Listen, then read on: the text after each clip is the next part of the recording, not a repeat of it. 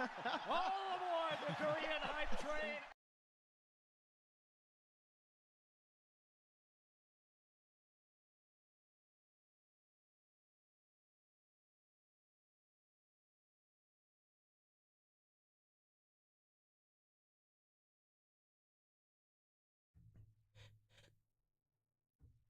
We'll do this first. How are you guys today? A little late today, sorry. So, thank you, Papa Fromage and Urkel Baggins, for your subscriptions. Appreciate it. Ugh. I move myself over. Am I sick? I just have a little runny nose. It's all right.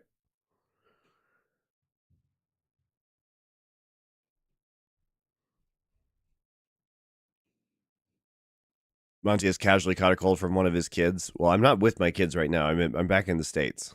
But yes, I did get it from them. I'm constantly sick from them. Constantly.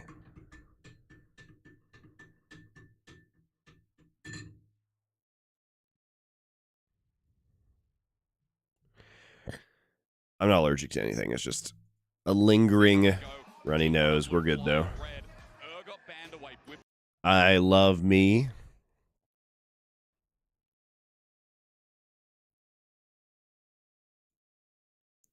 Some LCS versus LCK. That's right, guys. Here we go. Definitely going to be a very close series. Oh, I got to get my pen out. Hold up.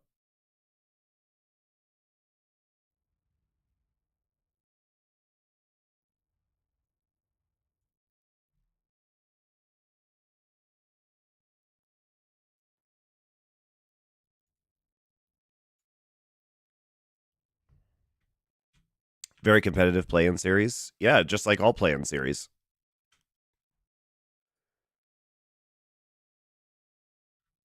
Gets instant respect as we move into this 14.8 draft. The Callista as well against Fly when we know some of their greatest success. Poor Papa Smithy. He went from cheering on T1 winning Worlds as an LCK caster to getting his team absolutely dumpstered. Poor went out for Papa. I haven't seen the games. No, I haven't seen the games. I was asleep, dude. I'm in NA. It's 9 a.m. I wasn't awake during these fucking games.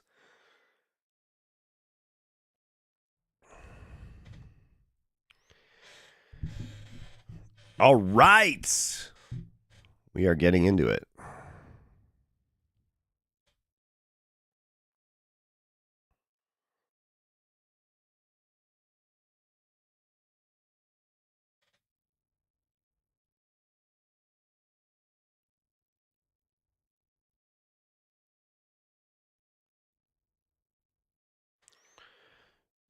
Okie dokie. Let's go. All right, let's talk about bans first. So we're going to ban. This is the Zeus blind pick. Vi, kind of whatever, ban versus owner. Bwipo was playing a lot of Urgot, playing it very successfully, both as a counter pick to top lane Rek'Sai and as a blind pick. They don't want to pick Nautilus first. So what are we looking at here? This probably should be an Ashe ban. We've got Ashe, Ori. One of them is going to be up for T1. Zier. Senna. Right, these are the big pickups for T1 that we might expect to see early in the draft. Especially because you're blue side, you could potentially blind Senna Tom. They're gonna ban Cassante, so we're just gonna leave Senna, Ori. We're gonna leave fucking everything up, okay? So Masu has been playing a lot of Varus in almost every occasion, okay? They're gonna take the Ori away, so it's gonna be a Zier Tom. What a surprise, okay? So we're gonna lane swap it out a little bit. FlyQuest still needs a form of primary engage. They only have kind of follow-up engage. They don't have a ball carrier. Renata ult is better as secondary engage. Namely, in this series, going to be looking at the top laners, especially on those lane swaps, to see how much experience they're able to scrounge up, because that has been one of the biggest advantages. But right now, we're onto the ban phase. Viego ban would be good now. Yeah, Viego's a big threat because you could see Grasp as Grasp Azir here. And Senna's huge with Viego reset comps. And you can kind of just play tanky Azir and have a form of use your Azir as primary engage if you're tanky enough. And then do Viego resets. That's a good point. Twitch chat, you could definitely do that right now. They're taking away Jarvan and Jin Zhao. So Lee Sin going to be banned and Udyr. Rumble's still up. Probably is going to be a Viego. Yeah, Viego feels really good. Ornn feels really good here. I mean, this is a huge front line. Obviously, you have primary engage. So Faker probably won't be going Grasp because they need probably a little bit more damage with the Ornn and the Tahm Kench. So we're going to play Zac into it. A Giga boring tank top lane. Lane swap probably incoming from T1. The Graves is kind of crazy, actually. We have seen some Graves this year, like, you know, players like Milky Way and Jun. It's like been more of an LPL pick. It hasn't really been seen in the LCK, but they want to just farm up and like have Inspired carry this game. But I mean, are you really going to get that opportunity? And Graves going to be pretty shit late against all the tankiness and all the healing, I think. Historically, I've seen this guy pop off, bring series over the line on things like Viego, things that can carry. This is a really classic, like, T1 composition, though. Yeah, I mean, he's extremely flexible, like you're saying. All three of his games so far at MSI were pure tanks. You know, rushing Knight's Vow on Sejuani and Maokai. But like you're saying, he's also very famous for those carries. I guess Smoke Cloud on Azir stops Sand Soldiers on team. I guess it does, but I don't know how you would smoke out the Azir. He's not going to be in a position probably where you could do that. For sure, huge favorites coming into it. But, you know, as Masu said, for FlyQuest, a learning experience and... Like, maybe the Graves can free farm, but you're probably building lethality, which is going to feel pretty bad, you know, with a farming Tahm Kench and a fucking Ornn. Unless the Ornn can be, you know, lane swapped into Oblivion, but I don't think that's going to happen. Let's be real, they're having a bit of a field day. They could do what they wanted. They know in that best of three that they weren't only favorites. Like, the Graves just isn't going to do damage to backline or be able to smoke off backline. And the heals are going to be huge, and the Viego resets are going to be huge. Huge amount of engage for T1. Yeah, it's fleet footwork. It's not Grasp Azir because he's got to go damage in this composition to get a target down for Viego to reset off of. I mean, the Zac Ori engage combo is really strong on FlyQuest. X Cravian X. Thank you for your Twitch Prime sub. I appreciate it.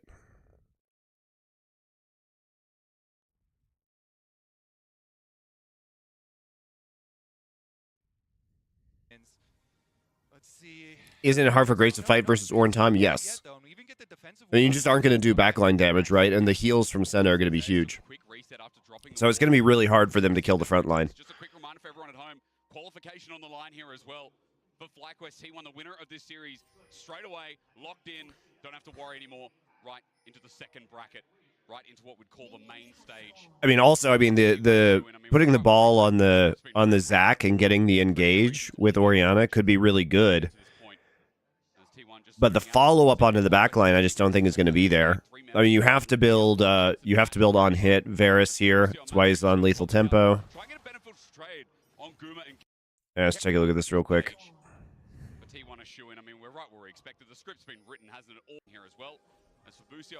So no lane swap shenanigans. We're just going to lick each other in the river. You know, giving Senna to Gumayushi, like Senna is most dangerous in this tournament on Jackie Love and Guma. Yeah, I mean, like we talked about here with Busto Masio looking up to Guma. I think Gumayushi is like 20. He got his first loss on Senna in the LCK finals against Genji, but he's like 20-1 all time. Something like that. So it's been very successful. And Carry is so good when he has farm. Whether he's on Tahm Kench or on Sion or on Ornn. He's spoiler free. I know the results. I looked at the results this morning, but I haven't seen the games. So I don't know anything about the games. Like, I don't know their drafts. I don't know anything.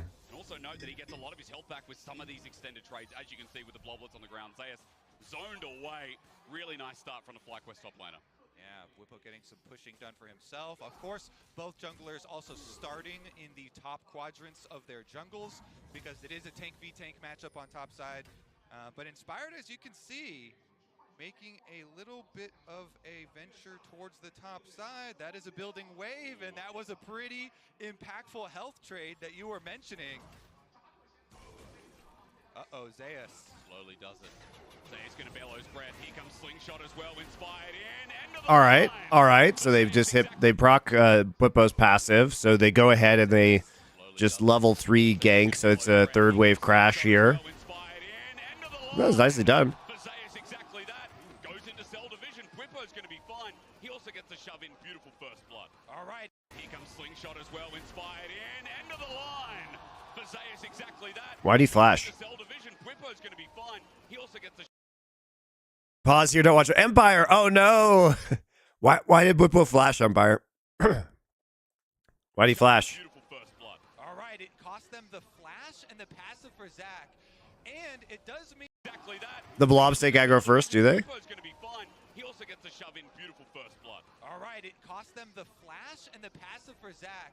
And it does mean that owner's going All right, to fair have enough. his full clear. So let's see what the answer is on. In beautiful first. He's going to bellow his breath. Here comes Slingshot as well. Inspired in. End of the line. I think that cannon's in range though. I don't know. It's a close one. It's a close call. Cell division. Whippo's going to be fine. He also gets a shove in. Beautiful first blood. All right, it cost them the flash. All right, I guess if you want to be super safe, you can flash that. It does mean that owner's going to finish up his full clear. So let's see what the answer is on bottom side. But FlyQuest getting first blood versus T1 here already big. The bottom line's got to know though that owner's going to. It was close, guys. It was close. So they have to be worried. Well, Jensen getting good trades as well. So far, the laning phase starting out in game 1 for FlyQuest is great. But as you said, owner, they had to know from the fly 2v2 as Massive hops the ghost, runs into owner and drops a ward, just spotting him on the exit. Yeah, because they were able to delay it a little bit there. The recall timer, T1 know that Inspired coming back from base should be about 10 seconds out of base and will be on the way. And so a little bit hard to kind of nail down Busio and Masu with Masu popping his ghost there. Right. And so they don't want to wait around and have Inspired come over with the Graves to counter them. So nice little recall. All right, but Whippo recalled for. I'm waiting for that pillar. How did he get so low? How did he get so low? Should be about 10 seconds out of base and will be on the way. I wish we could see what happened in topside right there because he TP's back in. He's full HP and then he takes a gigabad trade. Should be about 10 seconds out of base and will be on the way. And so a little bit hard to kind of nail. He's got 2 ruby crystals, so he's an extra 300 HP and he's like loses half his HP bar magically and Zeus is at full. What? What the fuck happened? With the Graves to counter them. So nice little recall. Good trade from Zeus in the main. Like actually what happened, guys? Come down as well. Searing charge damage. Bellow's breath, is it there? No. How did he lose 1,000 HP in like 10 seconds? There's no combination, but Zeus at least getting some revenge when Whippo uses TP to get back to lane. Exactly. Used his TP, used his passive, used his flash. Whippo doesn't have very many resources at all. Now there's going to be a big wave building on top side. He's He's going to dive him now that he has no flash and he has no passive. But he kind of has to. If they see him, they will for sure go for him. But owner's going for the recall. Okay, they're going to find him. Anything. Owner sees him slingshot away, but Zeus gets. He denies the whole wave. That's huge. Echoing your point there, Kobe. More time with the turret. Zeus going to get a turret play from this. And look at the denial of this massive minion wave. That is so brutal. The experience difference right now is ballooning. That purple bar under the champion icon there for Ornn. Zeus now dings over to level 5. Inspired comes up. Inspired? Inspired? Behind him. I mean, there's going to be a searing charge. He flashes away, gets up to the Oh, he's just here to use his flash and make sure Whippo gets the wave. Dude, Inspired is having to do such triage on this top side. I feel so bad for Inspired on this team, guys. The amount of triage that Inspired has to do when their bot lane makes a boo-boo, or like, why is Whippo 1 HP after TPing back in? Like, his entire jungle gets fucked, especially if he's playing Graves. Now he's going to be behind in farming on Graves jungle. It's a fucking disaster. Give up that giant multi-stacked wave right there, and so Inspired does go offer his flash as well as a way to get them back in and at least soak some of it up so it's not a complete disaster. Owner getting something as well. Remember, with that push in, looks like he sapped some experience. Dear God, like the fact that Whippo got first blood and then they traded TPs and then he immediately has to come save Whippo's ass is so crazy. Look at Masu. He made a return to base. This shove's going to come through. Is the farm on Zach really worth blowing Graves Flash? Yes. If he doesn't go and get that XP, I mean the game is over.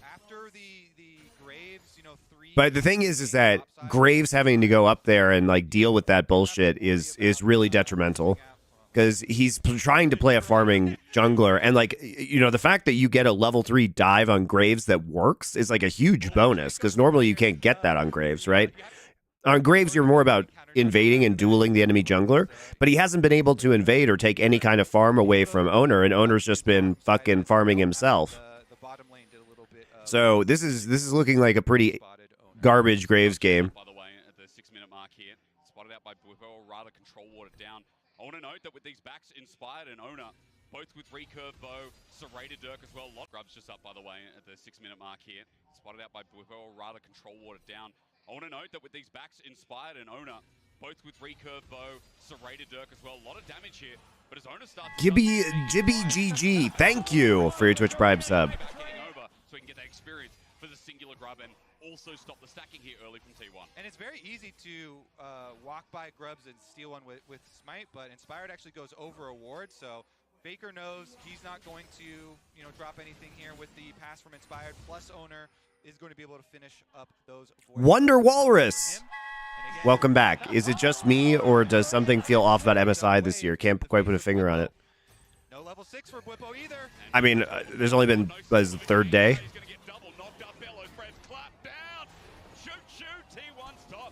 Bwippo. No level 6 for Bwippo either. And here comes Call the Forge God, no cell division. Oh, God. So no flash, no passive. Shoot, T1 stop. Back in action. Huge stuff here for T1. Yeah, observers know, zooming in on all of the minions dying, the experience, the gold. We're used to seeing top lane. There's another, like, 3 waves. Lane swaps. This is not because Jesus Christ, dude. I must know what happened to Bwippo when he, like, walked for... Like, how did he lose so hard when he had item advantage? This is such a train wreck. None in the top side, even after the first blood went down. As you said, stemming the bleeding in top, but I think more importantly, the fact that Bwippo's behind, whatever the champion is, he feels like the lifeblood of this team. I know you've been watching this team throughout the start of the year. Him and Inspired, to me, have been the biggest standouts, as we've already seen in this tournament. A very different look to start off game 1. Yeah, luckily for them, Bwippo, at least this time around, is on, you know, just frontline tank, and Zach's job is just to bounce around. Very true. So I'll move my camera around real quick, guys. On a lower economy, though you don't want there you go. And now it's more beautiful. Matchup. Yep. Plus, it also did take some farming time away from Inspired, the investment that they used to have him go up there. So it definitely is going to throw that plan through a little bit of a loop. They've got the backup though. Masu has been pretty good thus far on the Varus, so we'll see what they're able to get done. And of course, you know, as you could have told from the lethal tempo, is going the on-hit Varus build, since it's going to have to get through some very tanky frontliners, the Ornn and the Tahm Kench. I think as well, we've already seen, you know, Tahm's survivability in fights without that constant DPS. Reminded me of yesterday in the top esports game. And it's very hard to see how they can actually pursue an elongated fight. Now, I want to quickly mention, next grub's coming up in a minute 50. Dragon was already started by FlyQuest. Do I even have time? I mean, Bwippo and Zeus just hitting heads once again. But those neutral objectives, it seems like, could be the setup for T1. Dude, Bwippo's just fucking eating all the Ornn abilities. Look at this. Zay's positioning is so good. He literally baits him into like walking over to that blob and then just hits him with the knock up as he's close to the wall. So even though he gets the heal, he takes the negative end of that trade. A lot of map movement here to see if they can punish Busio Masu in the long run. Chains Corruption will come through as well. There's good damage on the carrier, but Owner and Guma are here just in case it goes any further. We go back topside. The boys battling it out. Let's bounce. I love that take matchup. Here comes Graves. They're not done. You're right. Inspired going to make it even more fun, but Call the Forge got in the waves there. Bellows press its flash. Bwippo's flash goes into cell division, but the center ulti slows down the play. The minion wave's gone. Inspired can't do anything. And Zeus, we call it a 1v2 as he won't get out. Oh my God. Takes it, and we're all aboard. Jesus Christ. Full effect here in Chengdu. Oh man, Zeus Wow, he says Chengdu, not Chengdu, which is actually how you say it. Okay. Here we go. He's got a reset waiting for him in Masu if he gets on top, but he threatens, they force him back, and T1's early game is taken off. I mean, Jensen doesn't quite have TP yet. I feel like you'd go for that. MJ memes of, they ganked Zeus early and he took that personally. And then absolutely just destroys the game now on the Ornn. He got so many turret plates that denied so many waves. Did I see Bwipo on cam? No, we'll go back and watch that. On the Varus, so Harry reminded me of yesterday. Save those, and he on the waves there. Bellows presses flash. Bwipo's flash goes into cell division, but the center ulti slows down the play. The miniwave's gone. His fight can't do anything. And Zeus, we call it a 1v2 as he won't get out. Zeus takes it, and we're all aboard. Choo-choo! T1 hype trains in full. We call it a 1v2. It's a head scratcher for Bwipo. Bwipo's battling it out. Let's bounce. I love that take matchups. Here comes Graves. I think as he uses his ult super early, he flashes in. Graves, here comes Graves. They're not done. You're right. Inspired gonna make it even more fun, but call the board's got in the waves there. Bellows So he flashes in, but he flashes out of Graves' Q. goes into cell division, but the center ulti slows down the play. The miniwave's gone. Inspired can't do anything. And Zeus, we call it a 1v2 as he won't get out. Zeus was also blind during that play because he was smoke screened. I love that take matchups. Here comes Graves. They're not done. You're right. Inspired gonna make it even more fun, but call the board's got in the waves there. Bellows presses flash. Bwipo's flash goes into cell division, but the center ulti slows down the play. The miniwave's gone. Inspired. That was almost 2 kills. If Inspire takes one more shot there, it's shot there. He won't get out. Zeus takes it, and we're all aboard. Choo-choo! T1 hype trains in full effect here in Chengdu. Oh man, Zeus. Chengdu. Stop. And it's not stopping on the top side. A flash away from Kerry to get away from the hostile takeover. Good poke damage on Masu, and Own is here as well. He's got a reset waiting for him in Masu if he gets on top. But he threatens, they force him back. And T1's It's like when the Winter Olympics were in Korea and everybody on the American broadcast said Pyeongchang instead of Pyeongchang, which is how it's actually pronounced. Pyeongchang. Destroys the game now. It's like, how hard is it to pronounce the fucking place name right? So many waves of experience to Bwipo, and then he wins the 2v1 under tower with the cell division also being popped again. Hysterics. It is looking pretty painful on both sides now as Guma and Keria have pushed back in. They've gotten a turret play for themselves as well. And the damage coming out. That's why I said Eastern Tam-Kench center lanes are so oppressive. To What's Chengdu, the city? Yeah, Chengdu is a major city in China, in the Sichuan region. Best food in China, Sichuan food. 50 souls at 10 minutes in the game. Another one to admire as Guma just does it better. Yeah, it looks like Owner's going to be able to finish up on all 6 Void Grubs as boy. well. The buffed up damage from those on the patch going to feel pretty nice for T1. Teleport comes in. It's Faker coming in. Off the side lane. Double. Kerry, oh, it's a double. It's a ruse. Buffed up damage from those on the patch going to feel pretty nice for T1. Teleport comes in. Cute. It's Faker coming. Super cute play, by the way.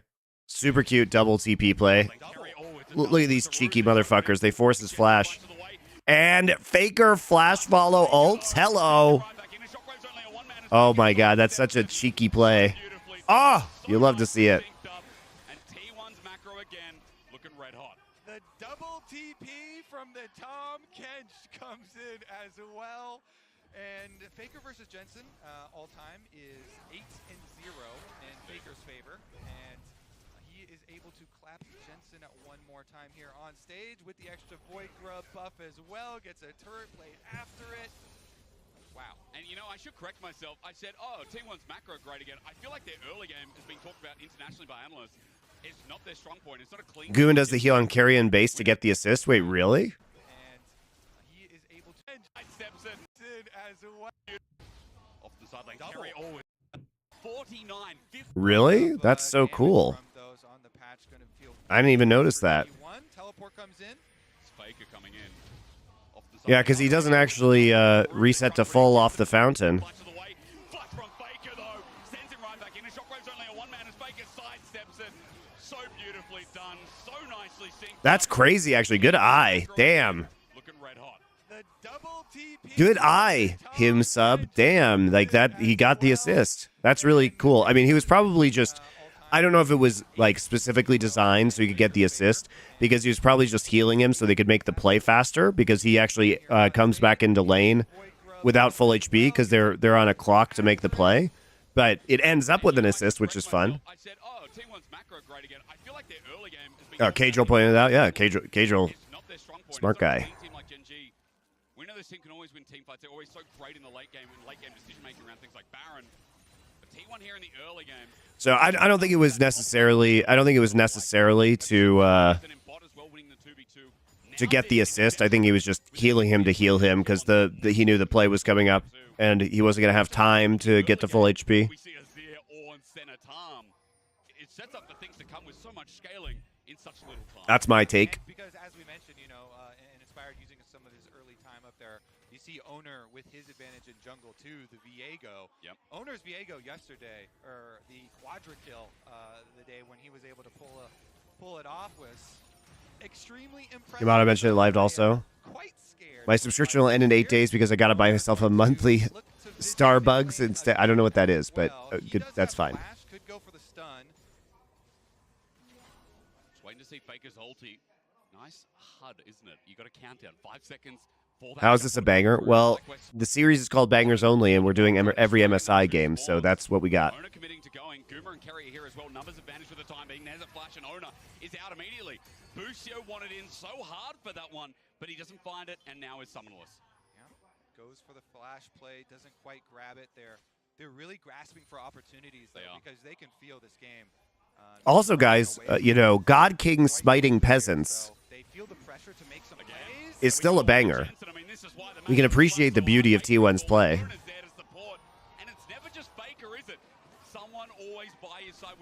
Oh, Inspire's going to get a solid licking here.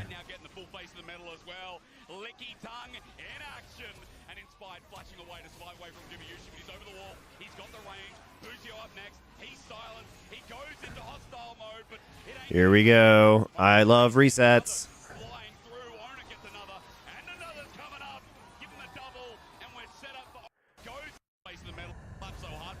Feel this game, you know, running away from them quite quickly here. So they feel the pressure to make some plays. There we go onto Jensen. I mean, this is why the matchup slaps so hard. Faker goes all in. Owner's there to support. Faker just like using ult once again. Good combo play. Inspired is on the invade here. Gets caught out.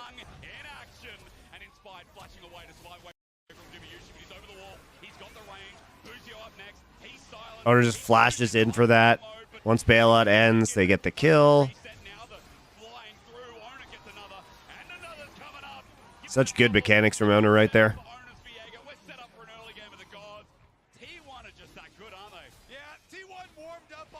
Can you predict in how many years NA will win Worlds? Infinity. The League of Legends will die in North America. With current LCS viewership, guys, compared to Asia, LCS will die before League of Legends actually, the World Championship actually ends.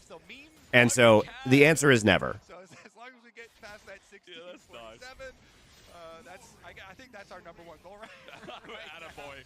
But yeah, as he said, Owner didn't even have to use his flash here, so he's got it for later on for the skirmish on the bottom side. Yep. And this is where it got really impressive. You know, Kerry came in, they were trying to fish around and find Inspired down here, chase him down. They already took out Jensen mid lane, so they know that there was no support going to come through for them. There goes Owner, uses his flash to get that engaged. The eat from Tom Kench denying that Renata ultimates, so that Viego's that's a super good no support going to come through for them. There goes Tom Kench ult. I mean, Busio uses this, immediately grabs him up. From Tom Kench denying Super that good. Renata ultimates, so that Viego's able to get right back out, and then Owner gets his resets. Got chunked a little bit low, but kept getting the souls. Easily able to pull it off. And let's Monty, do you read chat? Yes. In this 2v2, you talk about how important it is that Kerry has something like I literally got an Elgato prompter so I can read chat in front of my camera. I think there's a lot of conversation in the air as well as to Your subscriptions go to stream improvements. It's not wacky like Ash isn't being let through. We're not getting like those Caitlyn Lux lanes as well. Like Nico support and Rumble support, like he played in already the first 2 games. I guess we're getting a better answer, are we? Yeah, Carrier has looked really good, as have the rest of T1. Look, from this point on out, it's extremely easy for them to end out the game, especially with the Thank you, Ariel J, for your tier 1 sub. Stream improvements. That's right. You know what's up. FlyQuest kind of already probably trying to think about things to change for game number. Monty's reading from a prompter. Reggie was right all along. I'm reading your comments from a prompter. So, winner will promote. And you got two chances. Dude, the Elgato prompter is a fucking super nice piece of tech. I still believe game Brand new. provides as many opportunities as this one did, but Madao, thank you for your tier 1 sub. Appreciate it. I want to see No, this goal. I mean it's definitely going to be gameplay. Okay. Definitely going to be gameplay here that changes the look and what they're going to have to go to first. Okay. Worth But, asking regardless. I'm glad that we got a little taste of Graves. I was True. getting so excited for like, oh man, the patch changes. Maybe with the attack speed and crit differences, it would be. Oh yeah, Grace was buffed. I forgot. It's the same old lethality jungle one, and T1 looking to go straight through the front door here. Hysterics. But yeah, it was the crit that was buffed, so still on lethality jungle. Androx, thank you for your 2 community subs. Appreciate it.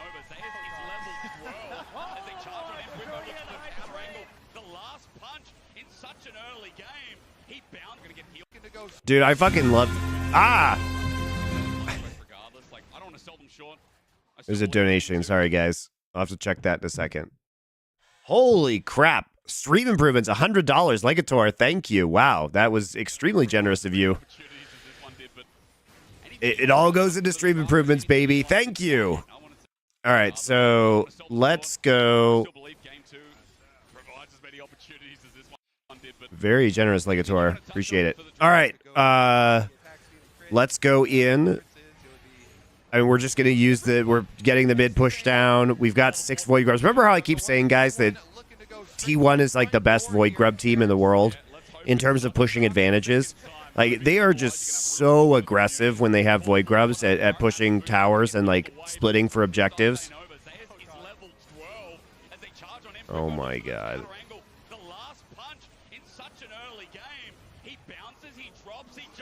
Oh my God, Carrier got a double knock up. Oh God, he got look at Carrier right here. Thank you, Bropvig. Buy food for your kids instead of new streaming equipment. I can do both, you know. Look at this. Masu and Busio. He almost gets a triple Abyssal Voyage.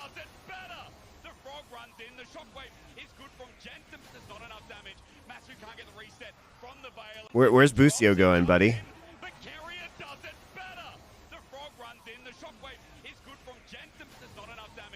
Oh, Busio got eaten. That's what happened.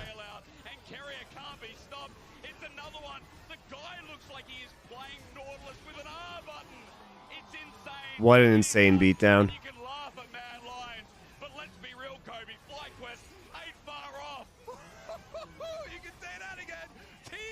The thing is, like, the flight, what was it, 1647? The Mad Lions lost to T1. But the thing about this game, guys, is that it was easier to push advantages when you had 2 Rift Heralds in the game, right? And certainly the 6 Void Grubs are helping. But what's crazy about this, guys, is I don't think there has been a perfect game since Void Grubs were introduced this year. And this is literally 1 kill. It's first blood on Zeus away from being a perfect game right now.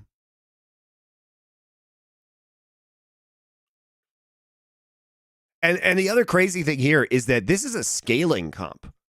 This is a scaling comp from T1. This is not designed to win the game in 17 minutes. You know, you want to scale with Senna. You want to get your Tom and your Ornn super tanky. Kanopa, thank you for the 5 gift subs. Well, you guys are very generous today. These ones are for streaming equipment exclusively. The kids will understand when they get older. Thank you. Yeah, I mean, you know, we got it. I mean, this game was a hard macro blast from T1. Right, guys. Production quality, unrivaled. on this stream. Absolutely nothing. So it is wild that they can win this game with this kind of scaling composition. 13-1. Nexus dropped in 17.5 minutes. All right, they're locked in. That is T1 locked in. Hell yeah. That is crazy. Locked in. What a beatdown. You love to see it. Still beat Ma-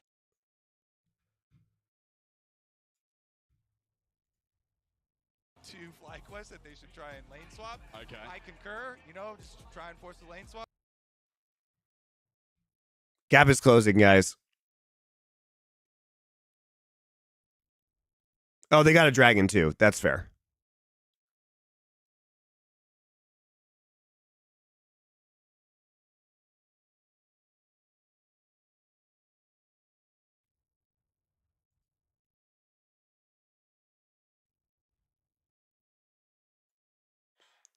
Am I okay? Yeah, I just have a little bit of a cold. It's all right.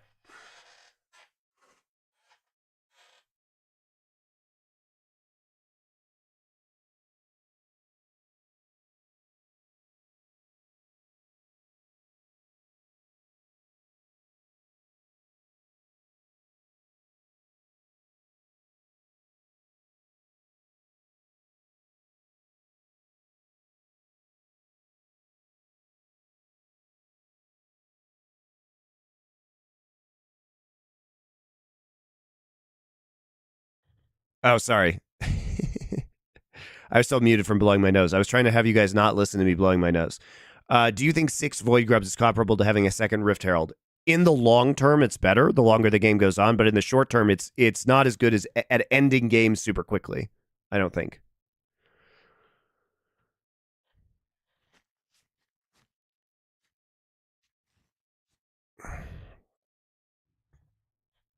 I suggest you speedrun this series. Why? I'm having a good time watching it. We don't need to go fast here. Yeah. We already got denied a whole bunch of waves even in a regular setup, so at worst it would be similar. I mean, look, there's going to be change in draft regardless, though. Whether it's going to be a lane swap in Fly's choosing or not. Bunch of waves even in a regular. Senna's gone. This looks like a highly motivated team right here. Guys, this is the face of a motivated man.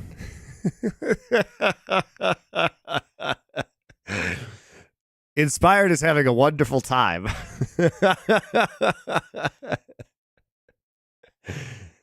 He's having a great time gaming, professional gaming today. Dude, I'd be pissed if I was inspired too, though, dude. After like Whippo, like you got Whippo ahead, and then he just pooped his pants in the top side, and then it ruined the Graves game. Rip. At least one taken away that could maybe dominate the laning phase of a Whippo. But let's answer Kobe's question: lane swap or not? Lucian gone too.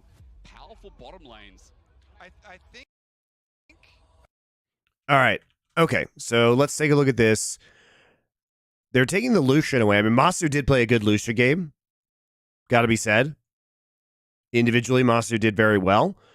Ori and Senna take it. It's interesting that they want to take the Senna out and the Ori out this time, whereas we've got the Renata Glask. So let's talk about what's up right now. You know, what's up, Callista? Right? Varus. Giving over Varus Ashe is pretty dangerous to T1. Varus Ashe, if they get their hands on that, feels pretty dangerous. You're going to take away this. On the other side, the FlyQuest, the Urgot's up this game. It's not banned. Now, you know, it'd have to be blinded. So I do wonder what the solution to that would be if they save counterpick for Zeus. Nautilus is up. It's going to be for... Is this Callista Ashe? Callista Talia. Is this the Callista Nico angle for T1? You're pre-medicated. That's okay. I'm fine with them. They have a lot of options for support. Like, you know, the question now is for FlyQuest, are they going to ban like Ashe and Nico? It is actually. This T1 there's such an annoying team to draft against because they have so many flex. Sejuani is a weird pick for owner, by the way. As you said, Is that like 80% to Sejuani is not a normal pick this year for owner.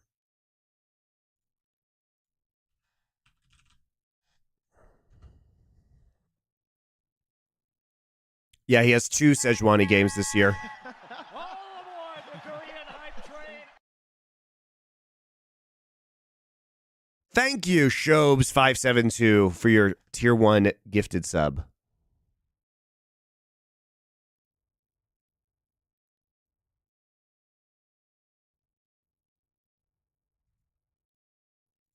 Jungle, but yeah. But they did it in playoffs. They did this in playoffs. That's what the most annoying thing is. Carrier plays Sejuani support. Yeah, that's true too. Carrier does play Sejuani support. Not necessarily, But but he... T1 I think that takes Yeah, it is definitely a flex.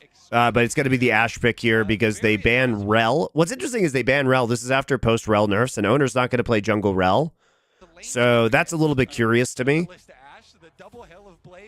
Because the Ashe is still up, and that is Ashe is such a core T1 pick. Like Ashe is like the team-defining pick for T1 because both Gumayushi and Keria play it, and because it suits the Hail of Blades style. Like that is the T1 pick. You know, a lot of Korean teams this year spent time like banning Ashe Ori against T1.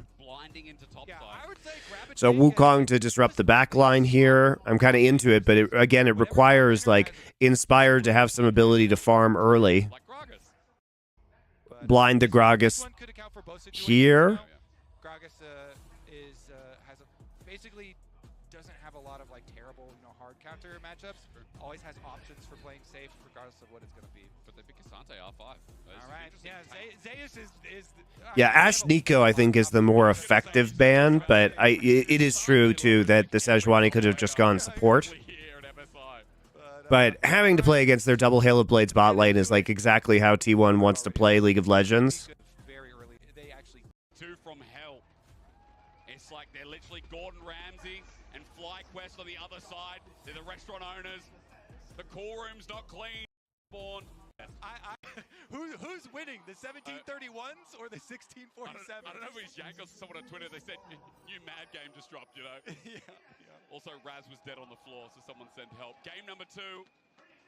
1 step away from qualifying to the main stage for play-ins. I mean, a lot of people are like, man, having to verse T1 in play-ins, how hard is that? Right now, we're seeing exactly that. Jensen getting poked out at level 1 by Faker. Half a HP bar lead. He does have time to back, though, so it's not going to be the end of the world. True. The world has not ended yet. That's good. Last game, the world ended at 1731. Top side, they did have a little bit of a fishing opportunity here. They did end up showing Busio is up here. Bwipo is also showing that he's here, though. I think T1 probably will be very well aware that FlyQuest are searching for the lane swap, so they should be able to react here. One of the biggest mistakes you can make if you're doing a lane swap from blue side here, like FlyQuest are doing, is if you don't go for the invade on enemy jungle. True. And so, because we actually saw it yesterday, if you force the lane swap and then you don't push enemy jungle, He just missed a body slam on he needs to be wider. He does. As Carrier roams mid to Jensen, there's a flash gone. He just came back to lane. He just walked here. All right, let's take a look what's going on in this. Who's winning, the 1731s or the All right, so they're trying to lane swap out, so they immediately walk into top side. They see a ward there, it gets pinged. You know, they don't want to be in the double Hail of Blades lane. Makes sense. Away from qualifying to the main stage for play-ins. I mean, a lot of people are like, man, having to verse T1 in play-ins, how hard is that? But this is a counter invade onto the bot side. Faker just chunks Jensen. Jensen does have time to back. He is going to back. Does a super safe back at tier 2. Jensen getting poked out at level 1 by Faker. Half a HP bar lead. He does have time to back though, so it's not going to be the end of the world. True. The world has not ended yet. Zayas just face checking shit. Gets a ward down. Sees Busio. They know the lane swap's coming in. They did have a little bit of a fishing opportunity here. They did end up showing Busio is up here. Bwipo is also showing that he's here, though. I think T1 probably will be very well aware that FlyQuest are searching for the lane swap, so they should be able to. All right, but we've got it's a strong side invade for FlyQuest. Blue side here, like FlyQuest are doing, is if you don't go for the invade on enemy jungle. True. And so, because we actually saw it yesterday, if you force. Look at this. So. Zayas hasn't skilled an ability yet. because we actually saw it yesterday. If you force the lane swap and then you don't push enemy jungle, He just missed a body slam on he Red. needs to be wider. He does. As Carrier roams mid to Jensen, there's a flash gone. He just came back to lane. He just walked here. But now as he gets poked out, roams mid to Jensen, there's Faker is actually, this is really interesting by T1. So they put Keria in the mid lane so that Faker can try and disrupt the top side the flash gone. jungle clear. Just came back to lane. And because Keria is going to be extremely good at harassing the Azir, and they know they have nobody in the bot side, so it's actually just a free levels for Callista with solo XP. And this is the best part about lane swaps. Level 2 hit gone. He just came back to lane. He just walked here.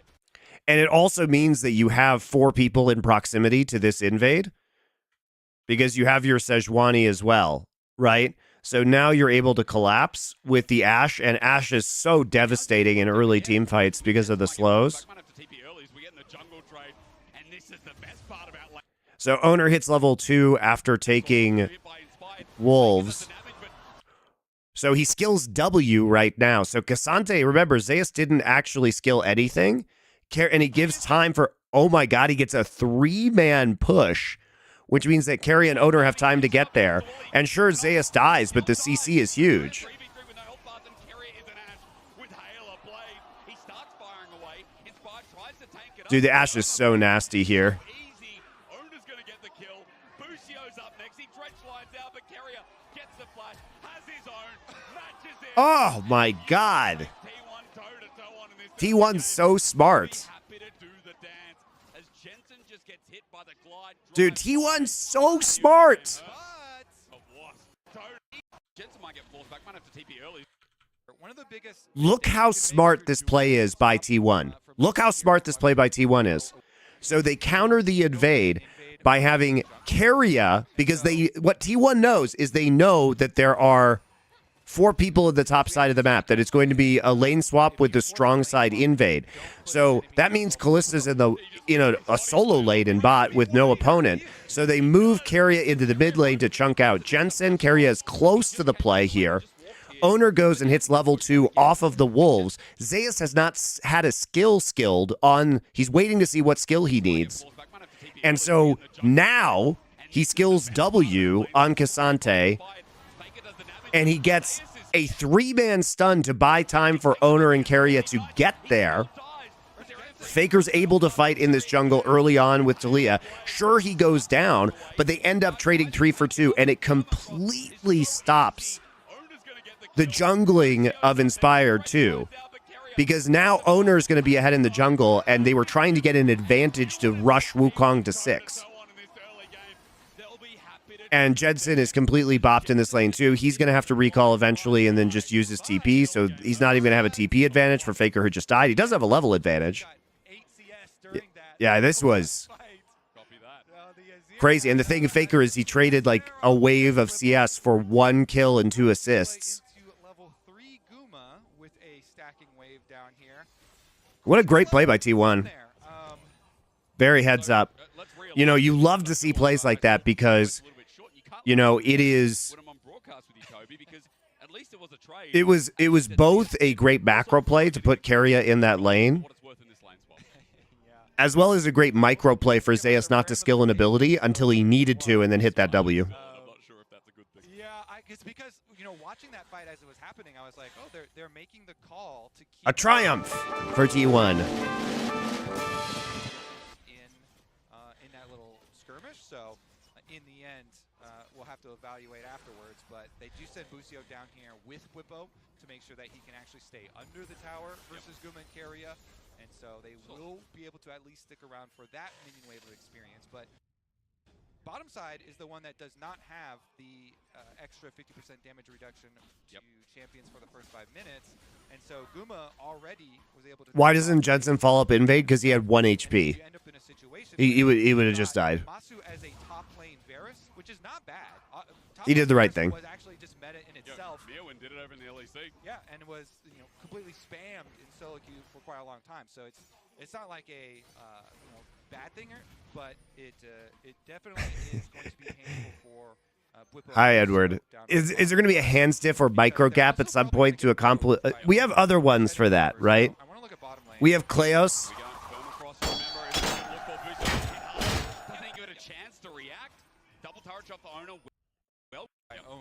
Owner's heading over, so I want to look at bottom lane. Thank you. Here we go. Permafrost, remember, is what you got to look for. Busio gets hit hard and doesn't even give it a chance to react. I mean, it's so brutal. You have the CC with a double hail of blades here. Body slams in. He attempts, but Carrier kites it out. He parries, but doesn't survive. It's a small trade, but remember, Guma's got... You're going to lose all of the minions, though, is the problem. Double kill. Yep. T1, successful dive, really smart from them. They already had chunked him pretty low under the tower. Whip already used TP. They call Owner over. They don't let FlyQuest have any sort of breathing room here. And then look at how they started. Owner got the knockup onto Busio, and then they piled in damage really, really quickly there, forcing him down. They want to go with the second one. Whippo knows that Carria's probably going to be the Carria's like aggro for the turret. Really, heads up move there. Yeah. Goes for the body slam. Does get the chunk damage. So even with the barrier there for Carria, the Whippo did a good job of targeting Carria when he had the turret aggro. kill, but still massive advantages here for T1 out of the attempted lane swap and their answer in fighting the jungle invade level 1. You can see XP comes on the side of your screen there. Masu is level 6, so at least that ulti's online, but as you said, bottom side set up for success. Even Faker's here in a good position despite the CS advantage because he got the earlier kill. I think we also need to mention that the lane swap has been reversed again. It was bottom side of T1 that went top with Carrier starting it off. But Masu looks like he wants to actually match it now here on the Varus with 6 himself. And I like this from T1 because the power of the grubs is increased on this patch, substantially so. Yep. And with the speed that they've been ending out games, you can definitely tell that they want to make use of the Void Grub buff and pushing down all these turrets. They don't want to wait around for a long game stacking dragons. Like that's not really on the timeline. They've got dinner reservations, Yeah, Well, teams continue giving Carria Ashe. I mean, I said this. I was surprised that you want to give up the Ashe because like Guma is also a very good Ashe player, and it really just enables their team style so effectively. Ashe is the one champion I would just never give T1. I just alt permaban it. It's they're so annoying with it. There's no way to practice because they're the best team in the world at using it. It enables their like long range pick comps as well. It's just too shitty to play against. Under turret gets a little bit janky. His owner takes it up. Ends up being a trade here, but Guma picks up the kill with the plate on top of it as well. Inspired hovers off to the side, but he can't get anything done. The damage is already done. Jensen also pushed another wave from mid lane there to get up to tower. It looks like, and Masu I thought did a really good job there, saving his flash and then getting out to safety, so they got the 1-for-1 trade, and Masu got to stick around. He's still up there, but Zeus is going for the one. He is, though, level 6 of both of them, but still wants to take it. I mean, Zeus got solid killed a hell of a lot in playoffs, bro. He's getting on the edge again. Yeah, if that had hit, because like you're saying, they were 1 minion each from level 6. They were about to get it, so he was thinking, I ghost at him, I hit my Q3, I kill a minion, I get him in the ultimate, but if you don't hit that Q3, it's like step 1 of the plan. Jensen? To get it, so he was thinking, I ghost at him, I hit my Q3, I kill a minion, I get him in the ultimate, but if you don't hit that Q3, it's like step 1 of the plan. Nice trade from You didn't take a turret shot. Lucky. Jensen, turret shot taken as well. Get him in the ultimate, but if you don't hit that Q3, it's like step 1. Oh, he took one turret shot. Nice trade from Faker, actually. Just shielded out. Chases after Jensen, turret shot taken as well. Half HP if he gets forced out again. Remember that TP still has a quarter of the cooldown left. Guma is going to be so insanely scary. There was a sigh at the start as well. This game, Guma with 3 kills, his opportunities done already. Especially with the lethality build, you're going to see these, these Qs from Kalista just like massive chunking people. Let's see what he can do with it because he returns back top lane. I like this. Then they can keep pressure up here, continue to push down because bottom side, even with Zeus kind of using everything there, he's got his teleport and assume it's just going to go right back. And remember, part of that gold lead on Gumayushi as well comes from the double turret plate top, bottom as well. They're looking to set up for more Kobe, even TP being burned. Where is that? It's back bottom. Back bot, Just okay. back bottom. Service, you're baiting me. Chains of Corruption comes through. Guma, meanwhile, doesn't need to cleanse because he doesn't have it. Doesn't care. The pokes in. Carrier tanks up turret again. Oh god, they forced the TP too. Okay. Sends him back, but one minion maybe saved the day. Owner doesn't have Q. Oh my, Faker goes in to save him. Forces Jensen's flash. Oh my god, dude, the turnaround! Where is that? It's back bottom. Back bot, okay. Because Masu's here. hits Chain of Corruption to stop Guma from walking in. Meanwhile, doesn't need to cleanse because he doesn't have it. For more Kobe, even TP being burned. Where is But Owner has ult. Owner's going to ult Busio. So he ults Busio immediately. Faker pops him up onto the E. Carry is tanking the turret shot again. Nice hook by Busio. Jensen comes in. I mean, he didn't even TP. He just walked up from the mid lane and pushes them back under turret. I mean, this part of the play looked like it might have been going pretty well. Remember, Carry is very low from tanking the turret. Owner has no Q, so Faker just goes in. Jensen has to flash the W. Doesn't actually get over the wall. And then Owner just goes back in to use his W, QW.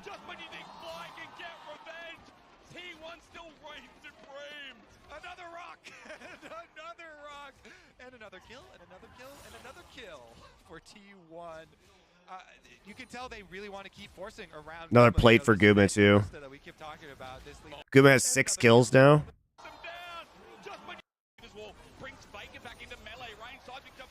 Because Guma wasn't part of the original play, so now he's actually able to do damage. And he's Q-Max, so...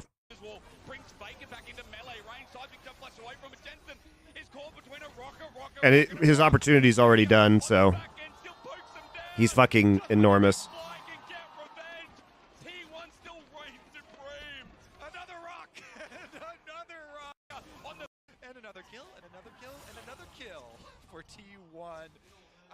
You can tell they really want to keep forcing around Guma, you know, this Fed Callista that we keep talking about, this lethality. Oh, they just arrow him on the TP. That's the opportunity right there, by the way, guys. So opportunity was back up.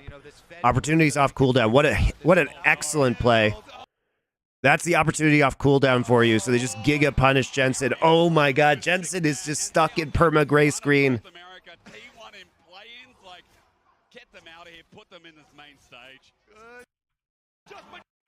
Yeah, what happened to Bwipo here? So the TP is going. Oh, I see. I wasn't watching the bot side. He actually just gets canceled by Zeus. So Zeus TPs into the bot side, guys. Because Bwipo's a turret. So he TPs down there and then cancels Bwipo's TP. Because Bwipo is TPing in a brush with a ward. Oh, it was this brush that had the ward. Sorry, the mini map's small. Huge plays by T1, though. Why am I up at 1 a.m.? It's not 1 a.m. It is 10 a.m. I'm in Colorado.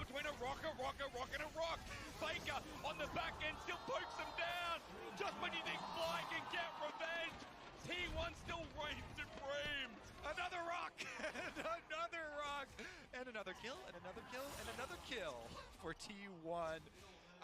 You can tell they really want to keep forcing around Guma, you know, this Fed Callista that we keep talking about, this lethality build. Good night. Terrier's timing was sick, man, and they are making fun of North America. T1 in play-ins, like, get them out of here, put them in the... Dear Lord, like, they get another plate off of that and a kill, and they have deep wards so they can take 6, Void Grubs.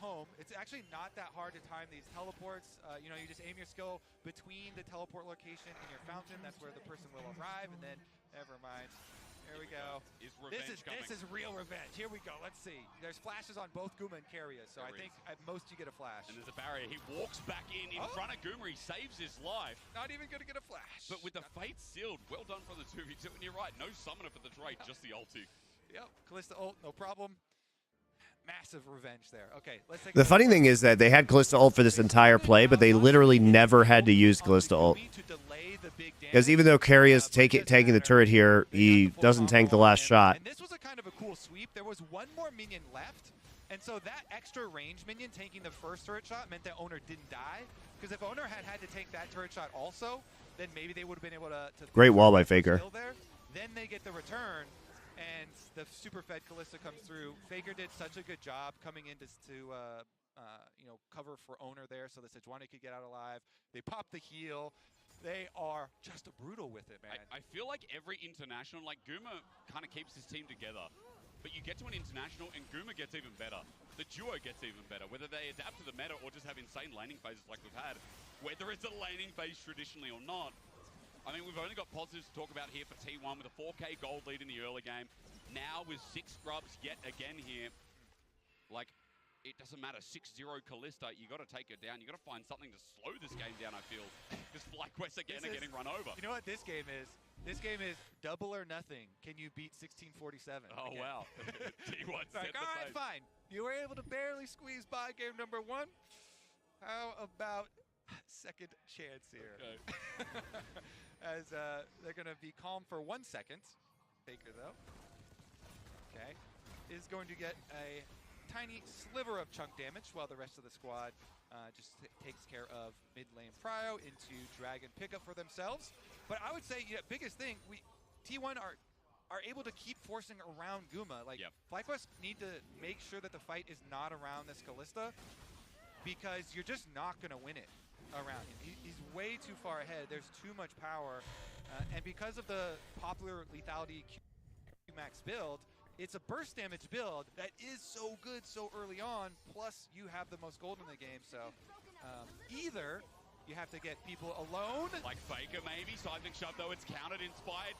So good so early on, plus you have the most gold in the game. So either you have to get people alone. Like Faker maybe, seismic shove though, it's countered, inspired, didn't go in as it's Carrier's ulti that swings and misses, but Faker still pushes them off of the turret. Thank you, Parker413, for your Twitch Prime sub. FlyQuest got a shutdown. That's something, but The annotated version of Game 1, I mean, it was a Giga Stomp. Hilarious that they could win that quickly with a scaling composition. I want to take a look at how Whatever happened in top lane, the punish was crazy. Where FlyQuest did make a move away from Guma, away from the Fed Kalista, and they took down ulti. Master just gonna heal away. But just like that is, remember plating still, I can't believe plating's still up. It's crazy. Look at Carrier's poke damage. This is just unfair. All right, 4 minutes to go. All right, shrug it up. Did I see this live or watching it the first time? I didn't see it live. I was asleep. Pings, they're spamming pings onto Carrier. I think it's pretty hard to go for onto Guma. It's pretty hard right now. He's got double summoner spells up. Yep. But first step is it going to be blowing those summoner spells, and then maybe with a Nautilus with a full combo here, if you Nautilus hold them in place and you have multiple members from FlyQuest come expend flashes, it is a giant shutdown. Hit Faker again, inspired with the ulti up and available. No, not soon actually. Seismic shove comes back and there's good damage on Faker, but he survives again and makes it troublesome for FlyQuest to continue any further. Yeah, I think FlyQuest just keep on trying to pressure that side lane there. Yep. It's kind of your only opening, because Guma now also has gotten a spell shield with his Edge of Night. So not only does he have double summoner spells, but he also has the shield to rely on. People are trying to keep the minions away from the tower. Just ignored. Dude, Zeus is just doing this because he has double Void Grubs. This is what I'm talking about. T1 knows, like, the now I guess it's 4 to 6 Void Grub buff. Good buffer from Zeus. Turret's gonna drop down here thanks to Grubs. They're so good at using it. That's why the Void Grub thing I've been saying is like actually a sneaky buff for T1 at this tournament, because now they can actually get the single Void Might buff earlier, and they're so good at pushing that advantage. 2,000 kills. Wow. Of course, gold, ladies and gentlemen. Don't be like me. We're both looking for the chase. Inspired's coming in. Zeus is trying to buy some time here, but it might be buying time to bring the whole members down. He's still tanking up.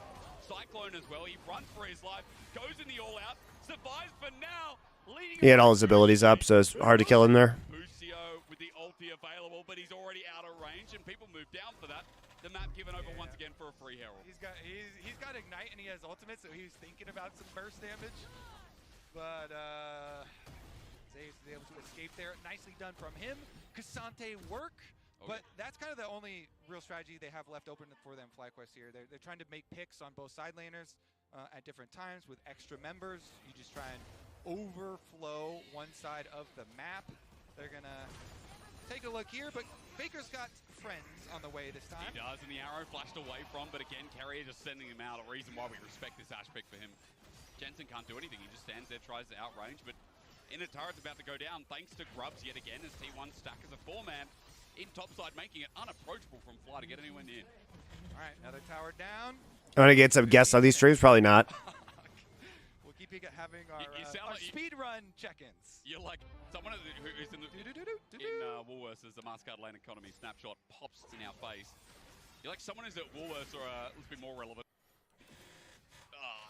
What's shopping center? Trader Joe's. How's that? Right? And you just want to get through it as quickly as possible. So you're sitting there as Masu gets ulted and you're like, get me out, Mum. I don't want to be here. Busio flashes all Trader Joe's. How's that? Yep. Right? And you just want to get Guma up 3.4k gold right now. Just get all the flashes. Masu's flash, Busio's flash, everybody's flash. Take the mid turret. What do we buy today? Who cares? Get me out, Mum. I don't want to be here. Busio center. Trader Joe's. How's that? Right? And you just want to get through it as quickly as possible. So you're sitting there as Masu gets ulted and you're like, get me out, Mum. I don't want to be Just here. a zoning play to take the turret, of course. Now, Safer, but Owner still has Herald, by the way. Didn't actually have to use it on that play. Holding that mid lane here for a while. I think he's played pretty reasonably. Faker teleporting on down to the bottom side. This is one of the things too when you examine T1 and a lot of their stomps that they do so well is consistently keep up full pressure on side lanes. You saw it in the first day of MSI where they had giant CS leads even when kill score was pretty close to the top and objectives and everything. That was swing and a miss there. But they're constantly pushing out side lanes first, then going to either pick up their kills or their objectives here. And so they ensure that they not only keep this lead, but increase it. So hard to see again how FlyQuest can stop that side lane down. I mean, extended throughout. Inner's gone top side. Inner's next up on the menu bot. Means that with this push as well, Dragon goes down. T1 had that stacking element this game as well. They've also still Does Pops Smithy do anything with League anymore? He's the president of FlyQuest. So he's not actively GMing a team like he did with 100 Thieves. Like he's doing a lot more of the business stuff with FlyQuest and like multiple of their divisions. But yeah, I mean, he's still very active. I think he was in Korea with them for boot camp. I think he's in China with the team right now. He's not the GM, guys. He's not the GM. They have a different GM. He's the president. He hires the GM. He got promoted from his role at 100 Thieves. Need to use the Herald to actually get that one. Owner's actually going to charge right in, and you can see on the minimap when Keria and Gumayusi are invading the jungle, you have to respect it as FlyQuest. Really do. That Herald comes through, and part of the invade means that now T1 pushing up with the Herald alongside it. There you go. Tries to use that vision advantage, but no driver means no extra void mites. True. Spide coming in for a flank though. Here's the arrow. Not going to catch him. He goes into the clone. The real ulti though hits the prison down, and Kuma just bursts. Wow. If you have children, don't let them watch. Yeah, that was brutal because they had Keria, Ash Arrow. It got the clone, but because of that, Owner is able to hit the Sejuani ult on the... Is Deficio out of the scene? He is still working for Misfits, but I think he's, they sold their slots, so they're doing more like content creator stuff these days, but he still works for Misfits, I'm pretty sure. So I think he's more in the influencer side of things, like influencer management these days. I haven't talked to him in a bit. No response, no chance, in a turret down. FlyQuest are burning. Ian, what do you say about this game? This is just again like look how clean they are at taking some of these objectives. Like so they take it with Rift Herald, right? Wait for Keria everybody to get here. You can't give him Ash, dude. You can't give T1 Ash. Ash is actually the worst champion to give T1. And then Faker's going to come here, get a good wall off so they can take out the rest of this turret. T1 is very much focusing on just zoning out for turrets right now. But look how fast they can do it with all the grubs and the 6 Void grub buff. No chance, in a turret down. FlyQuest are burning summoners like flies here. They just keep falling and falling and falling. Yeah, man. I mean, that's exactly what Faker said in the intro, right? Jensen was like, Chengdu's our chance. And Faker said, no. Chance. We're going to fall now. As you said, this is really nice. Yeah, so that's the W I was talking about. Ah, God. They hit him while he was invis, too. They hit him with everything while he was invis. So Inspired, like, he tries to dodge. He does dodge the arrow, but then he immediately gets hit by Sejuani ult and then WE from Talia. Forces it, and then Owner just nails him in the face right into the perfectly timed seismic shove from Faker out of the stun, and completely 100% 2-0.